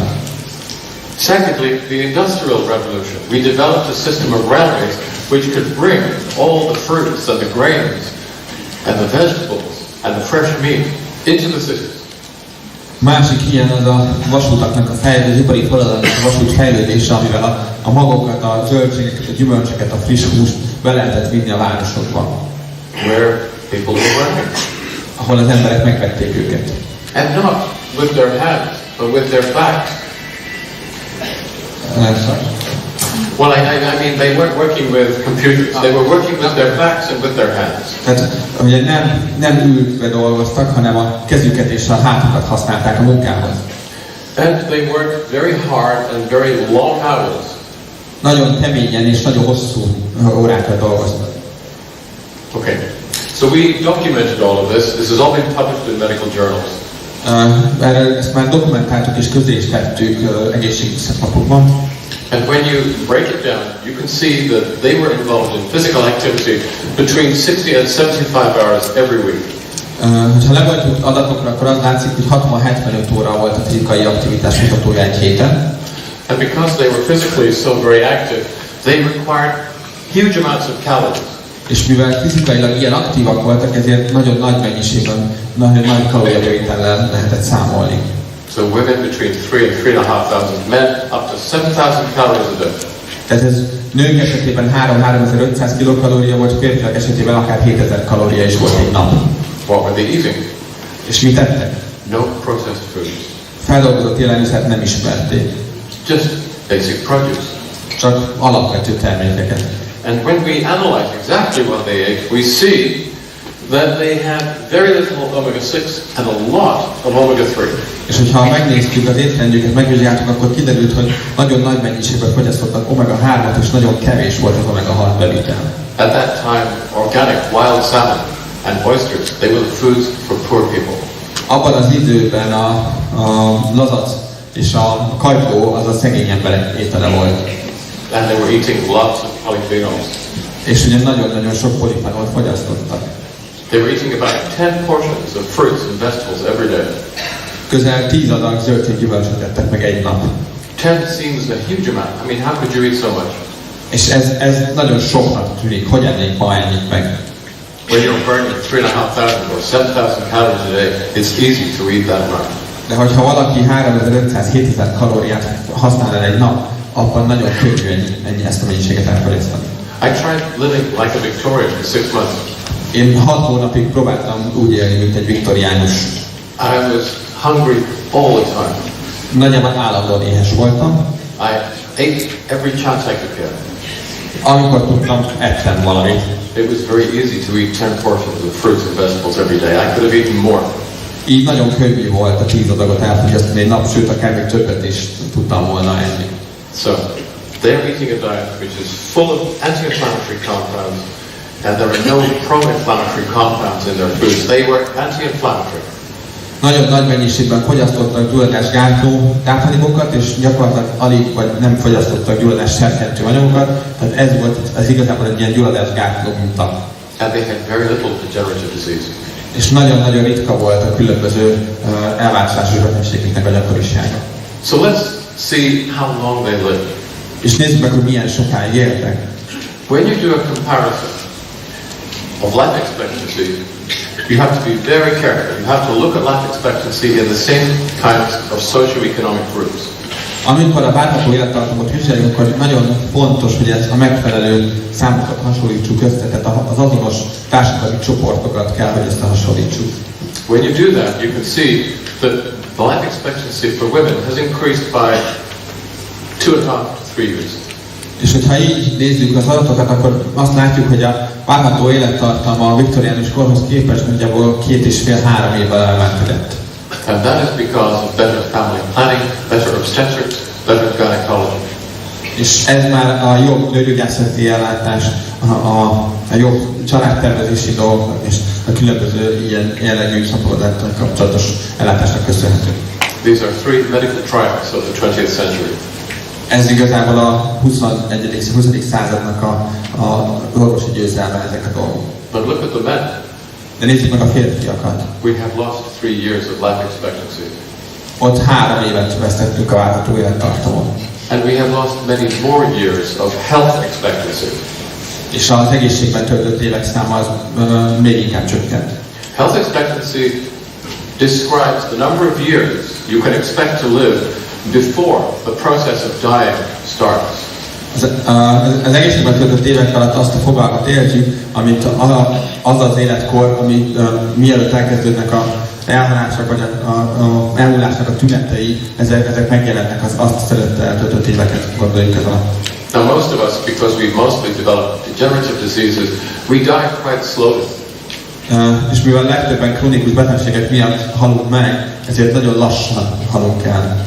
We spend the last 10% of our lives becoming progressively more disabled, more medically dependent. Az életünk utolsó 10 évét egyre inkább függőségben az ellátástól, az orvosi ellátástól függőségben töltjük. And so we die very slowly and very expensively. És nagyon lassan és nagyon drágán halunk meg. But the Victorians didn't die like that. A viktoriánus ember nem így halt meg. They retained their full physical health, their intellectual health, their sexual health, right up until the end. And then they died very suddenly, usually of infection. A viktoriánus ember az élete végéig fizikálisan, mentálisan aktív volt, és általában nagyon hirtelen, igen gyakran fertőzések miatt halt meg. We know this because we recorded their diseases and their causes of death, and we looked at detail how they died. És ezt azért tudjuk ennyire pontosan, mert nagyon sokat dolgoztunk azon, hogy feltérképeztük a különböző betegségeket és az életükben különböző fázisait. When a Victorian became too old to work in the factories or the fields, they were sent to an institution called the workhouse. Hogyha egy viktoriánus ember már nem tudott a gyárban vagy a mezőn dolgozni, akkor volt egy intézmény, hely, ami a munkaháza volt. That meant exactly what it says. Ami a neve igen találó. They had to work to pay the expenses of their own upkeep. And we know from the records that the vast majority of them did until the last week, the last day, sometimes the last hour before they died. És itt meg kellett termelniük az ellátásoknak a költségét, és ezt nagyon gyakran akár az utolsó napig, utolsó hétig meg tudták tenni. They were much healthier than we are in old age. Az idősebb korban sokkal egészségesebbek voltak, mint mi vagyunk. We have many records showing that men and women in their 80s and 90s could still work in the fields. Számos adatok van arra, hogy 80-as, 90-es éveiben lépő idősek még képesek voltak a mezőn is dolgozni. Records that show that these very old people could still, in the harvest season, load an entire hay wagon in a single day. Ilyenkorú időskorú ember a aratási időszakban egyedül simán képes volt megpakolni egy szalmáskocsit. I don't think one of you could do that. Nem hiszem, hogy ezt ma itt közülünk bárki meg tudná csinálni. When we look for evidence of degenerative disease, diabetes, heart disease or cancer, we see some cases. Amikor megnézzük a különböző krónikus betegségeknek a folyamatát, akkor azt látjuk, hogy daganatnak különböző szív- betegségek, hogy volt egy-két eset. But very few. De nagyon kevés. And this is a population that lived as long as we do. És ez egy olyan lakosság, aki körülbelül ugyanannyi ideig élt, mint mi. So this is cancer. These are diseases of the vascular system. Together they kill about 2/3 of us. Az alsó részről a daganatos betegségek, fölötte lévő szelet az elsősorban az ilyen keringési betegségek, ez gyakorlatilag majdnem a 2/3 a halálesetek. If we go back to the 19th century, yep, they are recognized, but they're insignificant. Ha megnézzük ugyanezt az adatot a viktoriánus korra, akkor azt látjuk, hogy ott vannak, de gyakorlatilag jelentéktelen arányban. They could not diagnose these diseases as early as we can, but they could, and they did, diagnose them at the point of death. That's easy. Nem tudták olyan korai szakaszban felismerni, mint ma is kezelni, de a haláluk után viszont felismerték. And the numbers of people who had those diseases were only 10% of what we see today. És az ilyen eseteknek a száma 10%-a volt a mai esetek számának abban az időben. That tells us two things. Ez két dolgot árul el nekünk. 90% of all the cancer, all the dementia, all the heart disease that we see today is preventable if you eat the right diet. Az egyik az, hogy 90%-a a különböző ilyen kronikus betegségeknek, a daganatos betegségeknek, a szívrendszer betegségeknek megelőzhető a megfelelő étrenden. The second thing that we know is we think we know who that 10% were. A másik része az, hogy azt gondoljuk, hogy tudjuk, hogy kik voltak azok érintettek abban a másik 10%-ban. Ask a heart specialist. How many of your patients have strong genetic risk factors? The answer is always the same, about 10%. És ha megkérdezünk egy kardiológust, akkor mennyi az a betegeknek az aránya, akiknek genetikai eredetű rizikója van, azt fogja válaszolni kb. 10%. Ask a cancer specialist, they will say about 10%. Ha egy onkológust kérdezünk ugyanerről, ő is hasonlóképpen fog válaszolni kb. 10%. This 10% who were dying in the 19th century of those diseases are the same 10% who have the genetic risk factors. Everybody else was protected. Az a 10%, amit a viktoriánus korban látunk, az ugyanaz a 10%, amit ma a genetikai rizikócsoportba sorolunk. What that tells us that the entire health landscape today of so much degenerative disease is not natural, it is an artifact. És ha ezt megnézzük, akkor azt látjuk, hogy a nagyon sok krónikus betegségnek a száma, aránya az nem természetes, hanem az egy mesterséges folyamat. An artifact that is caused by grotesque irresponsibility of our food manufacturing companies. És ez egy olyan érintettség, amit leginkább az élelmiszeripar groteszk és felelőtlen viselkedésének köszönhetünk. But it's not just the food companies, is it? It's also the pharmaceutical industry. They work together. De ez nem csak az élelmiszeripar, hanem a gyógyszeripar is kéz a kézben. The pharmaceutical industry love the food industry because the food industry creates a constant market for the toxic drugs that the drug companies have to sell. A gyógyszeripar nagyon kedveli az élelmiszeripart, hiszen nagyon sok olyan beteget és alapanyagot szállít, ami során el lehet látni mindenféle mérgező gyógyszerrel a kialakuló új betegeket. The food industry loves the pharmaceutical industry because the drugs cover up some of the damage that the food industry is causing. Az élelmiszeripar viszont nagyon hálás a gyógyszeriparnak, mert elfedi azoknak a tüneteknek egy jelentős részét, amit a nem megfelelő táplálékok okoznak. It's a great business model. Ez egy nagyszerű üzleti modell. Not so good for you. Nem annyira jó neked. We have analyzed in great detail why the Victorians were so protected, why we are so vulnerable. Nagy részletességgel elemeztük azt, hogy a viktoriánus ember miért volt annyira védett ezekkel szemben, és miért nem vagyunk annyira védettek ma. And this is quite technical, so I won't go into it in detail, but I'm happy to talk about this with any doctors or clinical scientists who are present. Ez egy nagyon technikai jellegű dolog, itt ebben most nem fogok belemenni, de hogyha van olyan orvos vagy egészségügyi szakember, akit ez érdekel mélységében, nagyon szívesen beszélek vele róla. I will only say that there are many factors which either increase the risk of cancer or protect against cancer. Csak dióhéjban mondom azt, hogy nagyon sok olyan eleme és része van a dolognak, ami például a daganatos betegségek kialakulását gátolja, vagy éppen serkentik. And in the 19th century, all of them were positive. In the 21st century, all of them are negative. És ha megnézzük akkor azt, hogy nagyon sok elemében a 19. században abszolút ellene volt az étrendszer és az életvitel, a mai világ pedig pont, hogy ezeknek az fejlődéséért élünk és dolgozunk. I'm sure that you've heard that every day cancer cells are forming in our bodies. Biztos vagyok benne, hogy mindenki hallotta már, hogy daganatos sejtek mindenkinek a testében keletkeznek minden nap. If a cancer cell forms in the body of a Victorian, it's hopeless. It has nowhere to go. It cannot survive. Hogyha egy viktoriánus szervezetben keletkezik egy ilyen daganatos sejt, akkor nem sok esélye van, nem tud hova fejlődni, hova menni. It would be like taking a single match and trying to set fire to a green, growing tree in the forest. It's impossible. Ez olyan lenne, mintha vennénk egy gyufaszállat, és azzal megpróbálnánk egy élő, zöldelő fát meggyújtani. Gyakorlatilag lehetetlen. If that same cancer cell grows in the body of a 21st century person, now it is like taking that same match and setting it to a pile of newspaper. És ez egy hogyha ugyanaz a daganatos sejt egy 21. századi ember szervezetében keletkezik, akkor az olyan, mintha lenne egy lyukaszár, ami egy rakat újságot próbál meggyújtani. We burst into flames. Gyakorlatilag lángokba orradunk pillanatok alatt. This is why cancer is so common today. Ez az, amiért a daganatos betegeknek a száma ennyire gyakori manapság. So that's been the bad news. Ezek voltak a rossz hírek.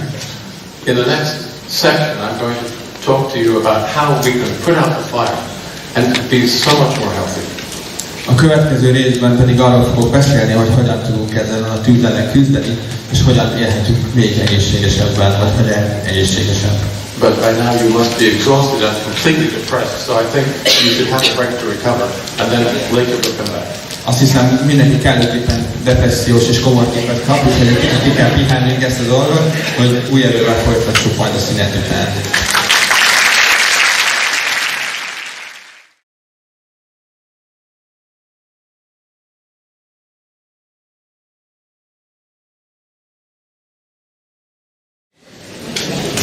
So in the first talk, I tried to explain what these problems are and theoretically how we could resolve them. Now I'm going to show you in practical terms what we can do.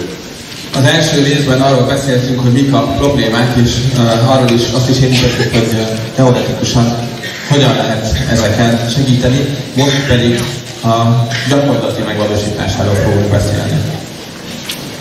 So I think one of these is a razor portrait. Yeah, okay. So let's take a typical Hungarian. Nézzünk egy tipikus magyart. Let's call him, Mr. Orbán. Mint Orbán úrnak. And let's say that Mr. Orbán is eating a typical modern protest diet. És feltételezzük azt, hogy ő egy tipikus magyar feldolgozott élelmiszerrel dúsított étrendet folytat.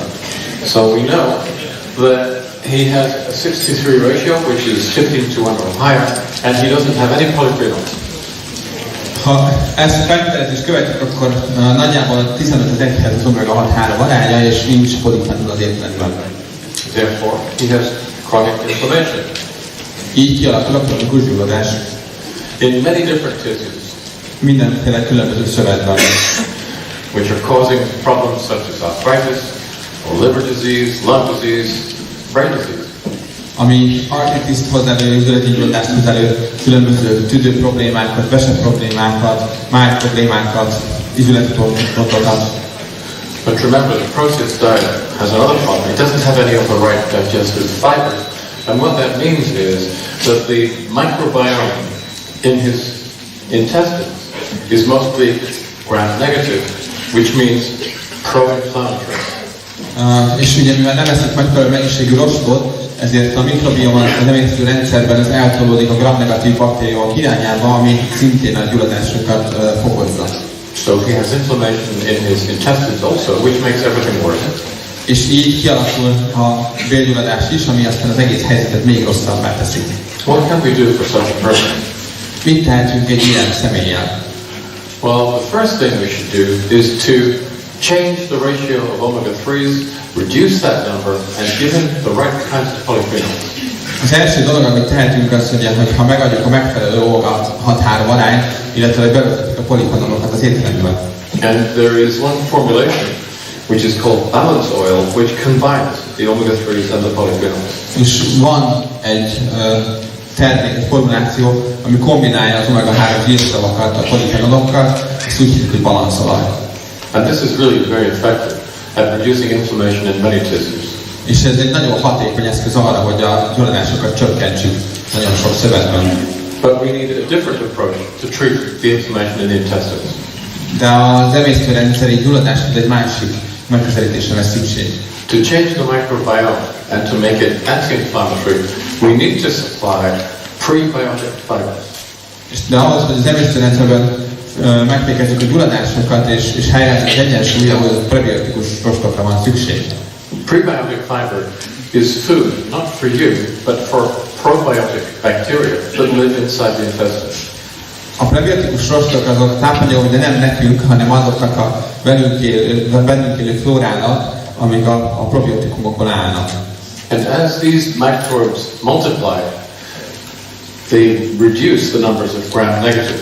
So the microbiome switches from negative to positive, from pro-inflammatory to anti-inflammatory.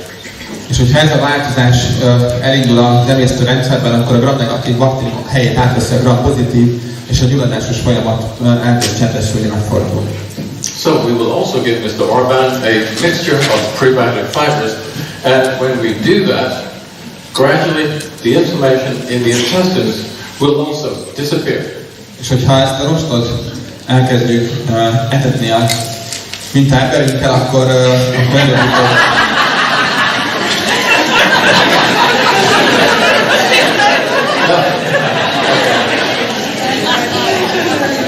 így előbb-utóbb a gyulladás és szépen lassan lecsökkennek az emésztőrendszerbe is. I can't trust him anymore. He's saying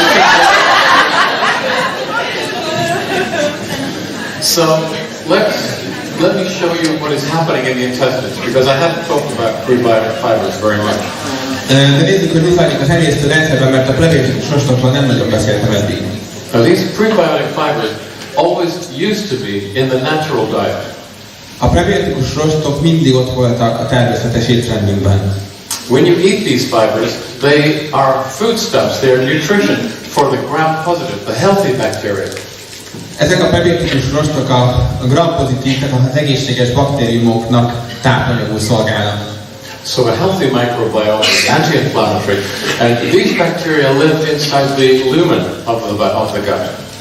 Ezek a baktériumok a lumennak legfelső rétegében az emésztőrendszernek élnek, és ezek mindig is ott voltak, és így segítik a gyulladásokat. And they have a very complicated relationship with our own body cells. És egy nagyon összetett viszonyban állnak a saját sejtjeinkkel. They speak to each other. Kommunikálnak, beszélnek egymással. A very complicated conversation. Egy nagyon összetett párbeszéd zajlik közöttük. But fundamentally, what these bacteria, these healthy bacteria, are saying to our cells is they are saying, don't be inflamed, don't be cancerous. De nagyon leegyszerűsítve, ezek a baktériumok azt üzenik a sejtjeinknek, hogy ne legyen át, hogy gyulladást, nyugodjatok meg. If you take the prebiotic fibers out of the diet, these bacteria start to die. They have nothing to eat. Hogyha eltűnnek ezek a prebiotikus rostok az étrendünkből, akkor ezek a baktériumok elkezdenek elhalni.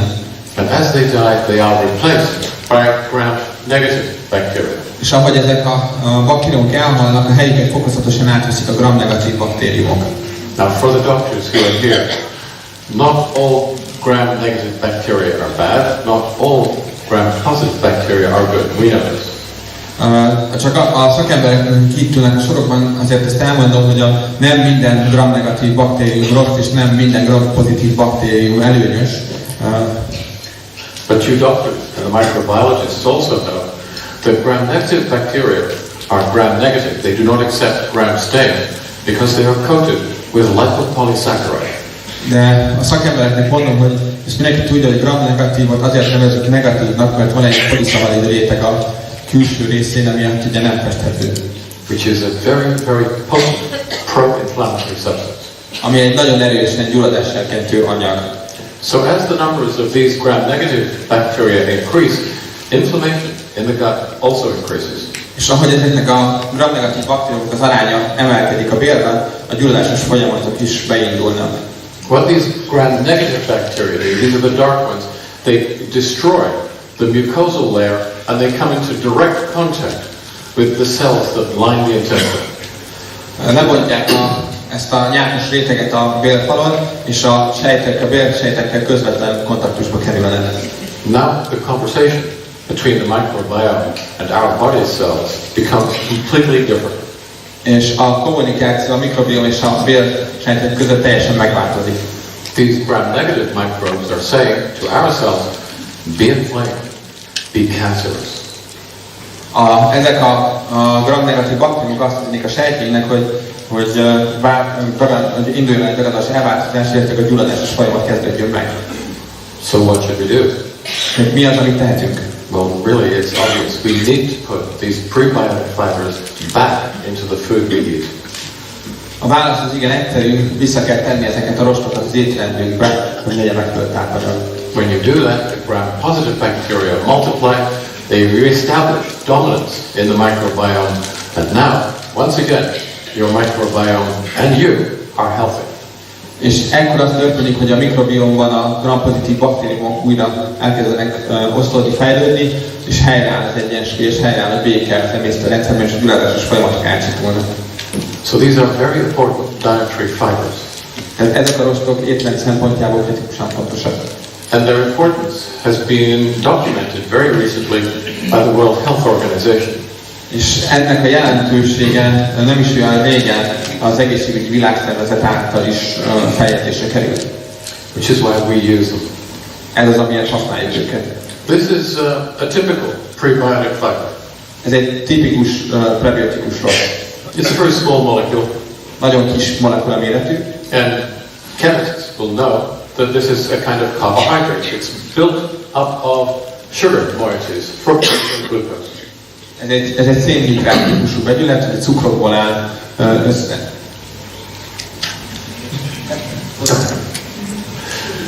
But we don't digest it. We don't break it down into blood sugar. De ez egy olyan cukorvegyület, amit nem tudunk megemészteni, tehát hogy a vércukorszintet nem emeli meg. It passes through the small intestine and it enters the large intestine, and there it supports the growth of the healthy bacteria. Áthalad a vékonybélen, és a vastagbélbe kerülve a baktériumok kezdik el megemészteni. And when bacteria eat these fibers, they start at this end, and then they consume that one, that one, that one. They eat it like beads on a string, one after another. És amikor a baktériumokat elkezdik felhasználni, akkor a lánc végéről elkezdik a cukrokat lebontogatni, mint hogyha ilyen láncon lévő cukorka lenne, és egyesével leszegetnék meg. And because this fiber is very short, they eat it very quickly. És mivel ez a rost ez igen rövid, ezért ez viszonylag hamar elfogy. So it's important to combine it with longer fibers, such as inulin, which are much longer than this, and are therefore broken down much more slowly. És ezért fontos az, hogy ezt a vegyületet mással is, például az inulinnal kombináljuk, ami jóval hosszabb láncokból áll, és így jóval lassabban emészthető meg. We then add another fiber called 1,3,1,4 beta-glucan from oats. És van ebben még egy formula, ez az 1,3,1,4 beta-glukán zapból. This is an even longer molecule, so this one has a reaction that is even slower. Tehát ugye ennek az emésztése még tovább tart, és még lassabban bontódik le. Finally, we add a compound called resistant starch. És végül itt van benne az ellenálló keményítő. And this is a very large, very complicated molecule, and this is the slowest of all of them. Ez egy nagyon összetett és nagyméretű molekula, és ugye emiatt az emésztés és a leglassabban zajlik. And you need all of these fibers because they react at different speeds. És ennek azért fontos, mert ugye különböző területein a bélnek fejtik ki hatásukat. When this mixture enters the large bowel, the first of the fibers, which is broken down, is the fructooligosaccharides, the FOS. És amikor ez a rostkomplex belép a vastagbélbe, akkor a különböző szakaszokon az első az a fructooligosaccharid lesz, avagy FOS más néven. It's used up very quickly, so then the next fiber takes over, which is inulin. Ezt ugye nagyon hamar megemésztik, és akkor átveszi az inulin a terepet. And when that is used up, the 1,3,1,4 beta-glucans take over. You see, it's like a relay race. Ez olyan, mint egy váltóverseny, amikor az egyik elfogy, akkor jön a következő, itt ugye a harmadik szakaszban az 1,3,1,4 beta-glukán. And the last runner in the team is the resistant starch. And in this way, we change the microbiome from the beginning all the way to the end of the colon. És így képesek vagyunk a mikrobiomnak a változtatására az egész vastagbél területén, hiszen a végén ugye a keményítő is megemésztésre kerül. The entire microbiome switches from dominant negative to predominantly positive. És az elsődlegesen gram-negatív állomány az szépen lassan, fokozatosan, dominánsan gram-pozitívvá válik. Now the microbiome is working with you and not against you. Így a mikrobiom most már nekünk és értünk dolgozik, és nem ellenünk. It is stopping inflammation. És ugye segít gátolni a gyulladásos folyamatokat. And these healthy bacteria do something very interesting. When they break down the fibers, they break it not into sugar, but into compounds like butyrate. És amikor ezek a cukrokat bontják a baktériumok, akkor nem csak a cukrok keletkeznek, hanem például vajsav is. Butyrate is a powerful anti-inflammatory. A vajsav egy nagyon erős gyulladásgátló anyag. but it is also extremely good, I mean extremely good, at killing cancer cells. És nagyon hatékony például a daganatos sejtek elölésében. For those of you who are interested, you can go onto PubMed and type in butyrate and cancer, and you will find hundreds of papers showing you how good this molecule is at killing cancer cells. És ha valaki ebbe jobban bele szeretné ásni magát, akkor a PubMed-en számos tanulmány áll rendelkezésre, amiben ezek a vajsav és a daganatos betegségek relációját vizsgálják. The World Health Authority says that if you eat enough fiber, the right kinds of fiber, it will reduce the risk of early death by 30%. That's how important this is. A megfelelő rostbevitel a WHO szerint 30%-kal csökkenti a korai halálozás esélyét. Reduces the risk of cancer. Csökkenti a vastagbél, a melldaganatok rizikóját. And heart disease and stroke and many other conditions. A stroke és a különböző szívrendszeri betegségeknek a rizikóját is. So how much should you eat to get this protection? Well, the World Health Organization says a minimum of 30 grams a day. De mennyit is és hogyan is kellene fogyasztani? A WHO szerint 30 grammal minimális napi adag. But if you eat more fiber, you get even more protection. De hogyha a rostbevitel mennyiségét emeljük, akkor a védelem nagysága is emelkedik. But very few people eat enough fiber, only 1 in 10. De nagyon kevés ember eszik megfelelő mennyiségű rostot, minden tizedik. The average intake of fiber is only 15. That is only half the amount that the World Health Organization says is the minimum. Az átlagos rostbevitel az 15 gram a világban, az pont a fele az ajánlott mennyiségnek. And out of that 15 grams, only a quarter, only 3.5 grams is prebiotic fiber, the kind that restructures your microbiome. És ebből a 15 gramból alig 3,5 gram az, ami a prebiotikus rost, ami az emésztőrendszerünknek szükséges. So when the World Health Organization says you should eat at least twice as much fiber, I think what they really mean is that you should be eating at least 7 grams of these good prebiotic fibers.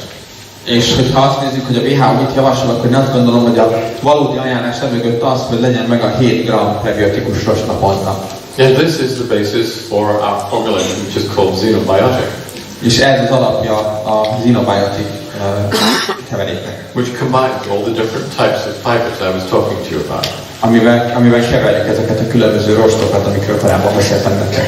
And gives you a dose which is twice what the WHO says is the minimum. És a kétszeres, az olyan adagot ad, ami a kétszeres az ajánlott mennyiségnek. If the WHO data is correct, and I think it is, this is extremely protective. És hogyha a WHO adatai pontosak és megbízhatóak, amiről azt gondolom, hogy azok, akkor ez egy nagyon erős védelmet adhat. So now we have two tools. Balance oil, which reduces inflammation in the tissues, xenobiotic, which reduces inflammation in the intestines, but there are other types of inflammation that we should address. És már két eszközről beszéltem nektek, az egyik az a balanszolaj, ami segít a gyulladások legyőzésében a szervezetben, illetve a xenobiotic, ami rostként a vérben lévő gyulladások leküzdésében segíthet. And I'm sure you've heard that the apple shape is more dangerous than the pear shape. És azt gondolom, hogy sokan hallottátok már, hogy az almaforma az veszélyesebb, mint a körteforma. Adipose tissue, fat, deep inside the abdomen, seems to be particularly harmful. És a hasi zsír az kimondottan erős rizikófaktornak gondoljuk. So let us return to Mr. Orban. Térjünk vissza Orbán úrhoz. I think you know what kind of shape he has. Azt hiszem mindenki látta már teljes alakban. He's an apple. Egy klasszikus alma. Which means that deep inside his abdomen, he has a form of fat which is very inflamed. És ugye a hasizom alatt mellett mélyén ott vannak egy olyan szövet, ami erős gyulladásokat generál. And this inflammation is creating toxins very close to the heart, the liver and the kidneys. That is why this kind of fat is so dangerous. És ez úgy működik, mint egy szerv, ami folyamatosan toxinokat termel közel a szívhez, a belső szervekhez, és ez nagyon veszélyes. So the simplest thing is lose weight, get thin. Az egyszerű válasz az az, hogy mindenki veszítsen a súlyából. But you know that's hard to do. De tudom, hogy ez nagyon nehéz megtenni. Luckily we found another way. Szerencsére találtunk egy másik utat. We and other scientists have found that this kind of fat, that inflammation can be stopped with a group of nutrients which we have put into a third formulation called extend. Ezek a folyamatokat meg lehet gátolni egy harmadik tápanyaggal, amit az extendben tettünk bele. There are many different compounds which play a role. There are 4 different tocopherols, which are forms of vitamin E. És számos vegyület van benne, tehát van 4 különböző tokoferol vegyület, ami az E-vitaminok csoportjába tartozik. There are 4 tocotrienols, which are different forms of vitamin E. They all do slightly different things. És 4 tokotrienol vegyület van benne, ami szintén az E-vitaminokhoz tartozik. There are carotenoids, there are polyphenols, vannak benne karotinoid vegyületek, polifenolok, and some other compounds. And what they do is they stop this inflammation. És igazából az összetett hatása az az, hogy ezt a típusú gyulladást gátolják. So now we have neutralized the third kind of inflammation. És ezzel semlegesítettünk egy harmadik típusú gyulladást. But there is one more. De van még. And that is, well, what do you think it is? Ez, ki mit gondol, mi lehet ez? Here's a clue. Segítek ott az ábra. Valami? Oh, the brain. You think it's the brain? Azt gondoljuk, hogy nagy? Közelítünk. Are there any dentists here? Van itt fogorvos? You know what I'm talking about. Te tudod, hogy miről beszélek? Na. Yeah, of course you do. Periodontal disease. Ugye a különböző fogékbetegségek. If you have periodontal disease, which is very common, you have inflammation in the mouth. Hogyha valakinek fogékbetegsége van, akkor gyulladás van a szájban. So when you brush your teeth and you spit into the sink and you see a spot of blood, you have periodontal disease. Hogyha fogmosás közben vérzik az ínyetek, akkor az azt jelenti, hogy a fogékbetegségek. Which means you have chronic inflammation in your mouth. And in most people, the mouth is very close to the brain. És hogyha gyulladás van a szájban, akkor a legtöbb embernél ez viszonylag közel van az agyhoz is. So those inflammatory compounds, those toxins, are getting into the brain in different ways, and this condition in the mouth has now been shown to increase the risk of Alzheimer's and Parkinsonism. It's a serious condition. És a fogékbetegség azből keletkező toxinok különböző utakon eljutnak az agyba, és most már bizonyított a kapcsolat az a Parkinson és más ilyen agyi betegségek és a fogékbetegség között. And because these toxins are being formed in the mouth and you are swallowing them in the saliva, periodontal disease also increases the risk of pancreas cancer, breast cancer, resistant hypertension, and some other very serious health problems. És mivel a nyáron együtt ezt lenyeljük, és utána bekerül ezért, hogy más dagadó betegségek, mint például a hasnyálmény daganat, a melldaganat kockázatát is jelentősen emeli. So, that spot of blood in the sink is actually very serious. Tehát az a kis csepp vér a mosdókagylóban fogmosás után az igenis egy nagyon komoly problémára utal. It's something that you should act on. Az egy olyan probléma, amivel igenis foglalkozni kell. Some of you brush your teeth twice every day. A legtöbben kétszer mosnak fogat egy nap. But dentists know that in many cases that is not enough. De a fogorvosok tudják, hogy ez a legtöbb esetben nem elég. So once every 6 months, once every 12 months, you go to the dentist and you have the pleasure of having your teeth scraped. És leginkább kb. Fél évente mindenki elmegy a fogorvoshoz, és részt vesz abban a hatalmas élményben, amit fogkövetelmításnak hívunk. I hate this. Utálom. That's why I don't go to dentists anymore. Ezért nem megyek többet fogorvoshoz. Because we found a different way of preventing this problem. Mert találtunk egy másik utat, ahogy megelőzhető ez a probléma. The solution comes from the oceans. A megoldás az óceánból érkezik. Now, Hungary, you don't have any oceans, do you? You have Lake Balaton, of course. It's not the same thing. Magyarországon viszonylag kevés óceánnal határos, mondjuk ott a Balaton, de azért az nem pont ugyanaz. But when you go to the oceans and you pull out the seaweed, the first thing you notice is how slippery it is. De hogyha elmegyünk a tengerhez és ezt a tengeri hínát megfogjuk, az első dolog, amit észreveszünk, hogy mennyire csúszós a felszíne. This is like the biological equivalent of Teflon. Ez tulajdonképpen a teflonnak a biológiai megfelelője. It's a non-stick compound. Ez egy nem, ugye egy a ragadást gátló elem. These compounds are called fucoidan and funoran. És ezt a vegyületet fukoidán vegyületeknek hívjuk. Now when you eat seaweed, and there are many forms of seaweed which are edible, you absorb these compounds, they get into the blood, and then they get into the saliva. És hogyha eszünk tengeri hínát, mert ez számos formája az ehető, akkor ezek a vegyületek bekerülnek a vérbe, és utána a nyálba. These non-stick compounds then are moving around the roots of the teeth. És ezek a keringenek a gyökérénél, fogánynál a nyálon keresztül. Within a few days, the plaque on your teeth disappears. És néhány napon belül a fogkő eltűnik. You can test this for yourself using plaque disclosing tablets, which you can get from your dentist. És ugye ezt nagyon egyszerűen le lehet tesztelni, mert vannak ilyen fogkőszínező tabletták, amikkel ezt meg lehet nézni. And then it gets really interesting. És itt válik egy igazán érdekesség. Because after 2 or 3 weeks, the tartar, the mineralized plaque, falls off the tooth. És amikor a slány nem tud megtapadni, utána a már ott lévő megkeményedett fogkő is elkezd lehullani. When that happens, the inflammation and the bleeding stop.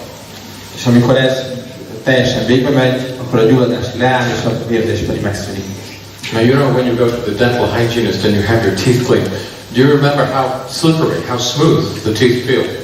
És nem tudom mennyire ismeritek azt az érzést, amikor a fogkő eltávolításán átestetek, akkor utána mennyire sikannos, sima a fogrendszer. Now I eat this seaweed every day and my teeth feel like that all the time. És mivel ezt a tengeri algát eszem minden nap, ezért így érzem minden nap a fogaimat. I admit that we weren't the first purple people to use this. Nem mi vagyunk az elsők, akik ezt használják. This product was developed first for dogs and cats. Ezt a terméket először kutyáknak és matyáknak fejlesztették ki. You know how bad a dog's breath can sometimes be. Talán mindenki tudja, hogy a kutyának a lehelete milyen kellemetlen tud lenni. If they smell bad, it's because they have periodontal disease. Ha rossz a kutya lehelete, akkor az arra utal, hogy fogígy betegség van a kutyának. So you can, if you want, you can brush your dog's teeth every day with, let's say, beef-flavored toothpaste. And, you know, it's hard work, but it does help. But alternatively, you can give them this seaweed extract. It works just as well. Tehát, hogyha valakinek vannak ez irányú vágyai, akkor például egy marhahús ízesítésű fogkrémmel nyugodtan mosogathatja a kutya fogát minden nap, vagy lehetne tengeri algát belecsempészni. I'm just curious to know, how many of you have dogs, how many of you brush your dog's teeth? Azokat, akik van kutyája, kíváncsi, hogy hányan mossák a kutyafogát naponta. Yeah, some people do. That's a good thing to do for dogs. Néhányan csinálják. Ez nagyon jó dolog. How many people have tried brushing your cat's teeth? Volt, megpróbáltam macskáján fogát mosni. It's not easy. Nem egy egyszerű dolog.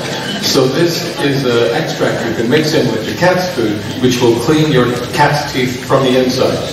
És ez egy olyan kivonat, amit a macska rendeléhez lehet keverni, és a belső hatásként fogja megtisztítani a macska fogát. And it works just as well for people.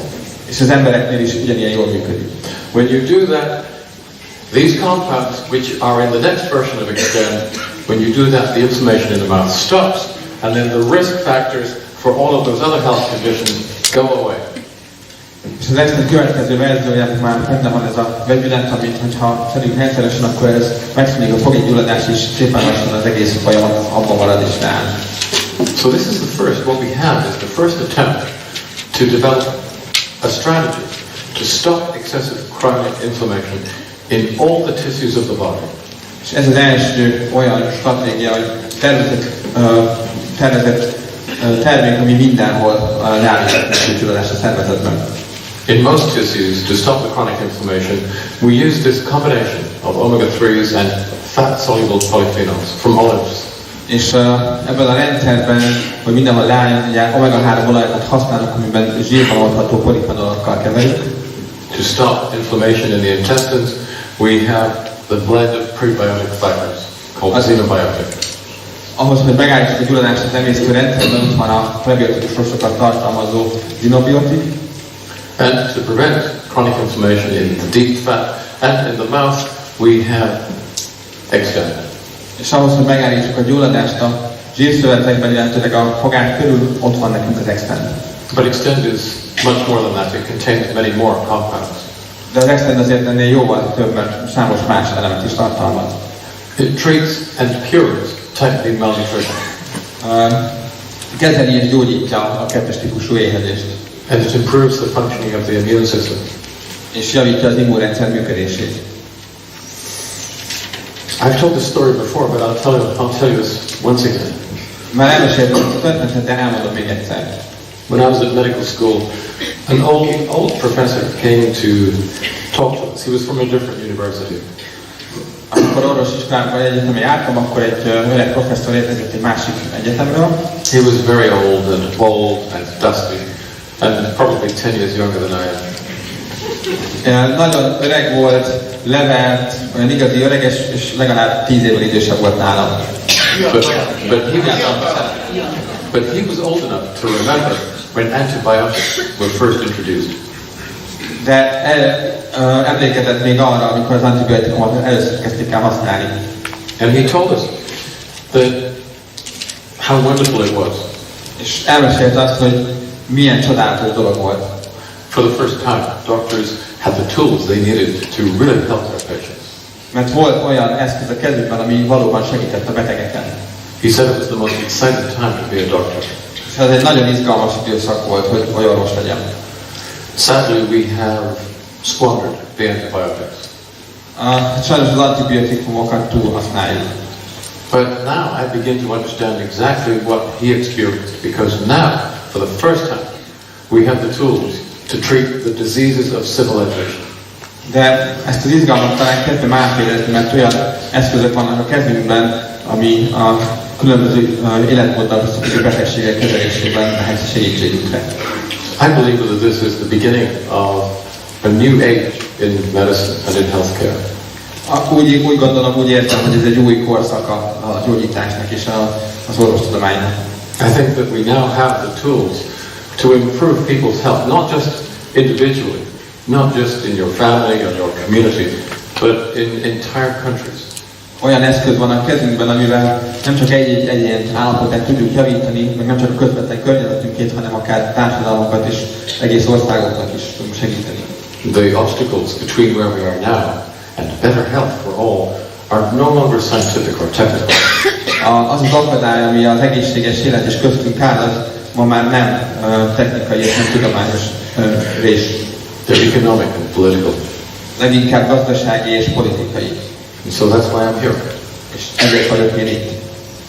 This company, Zinzino, think that they are employing me. Ez a cég, vagy az Zinzino alkalmaz engem.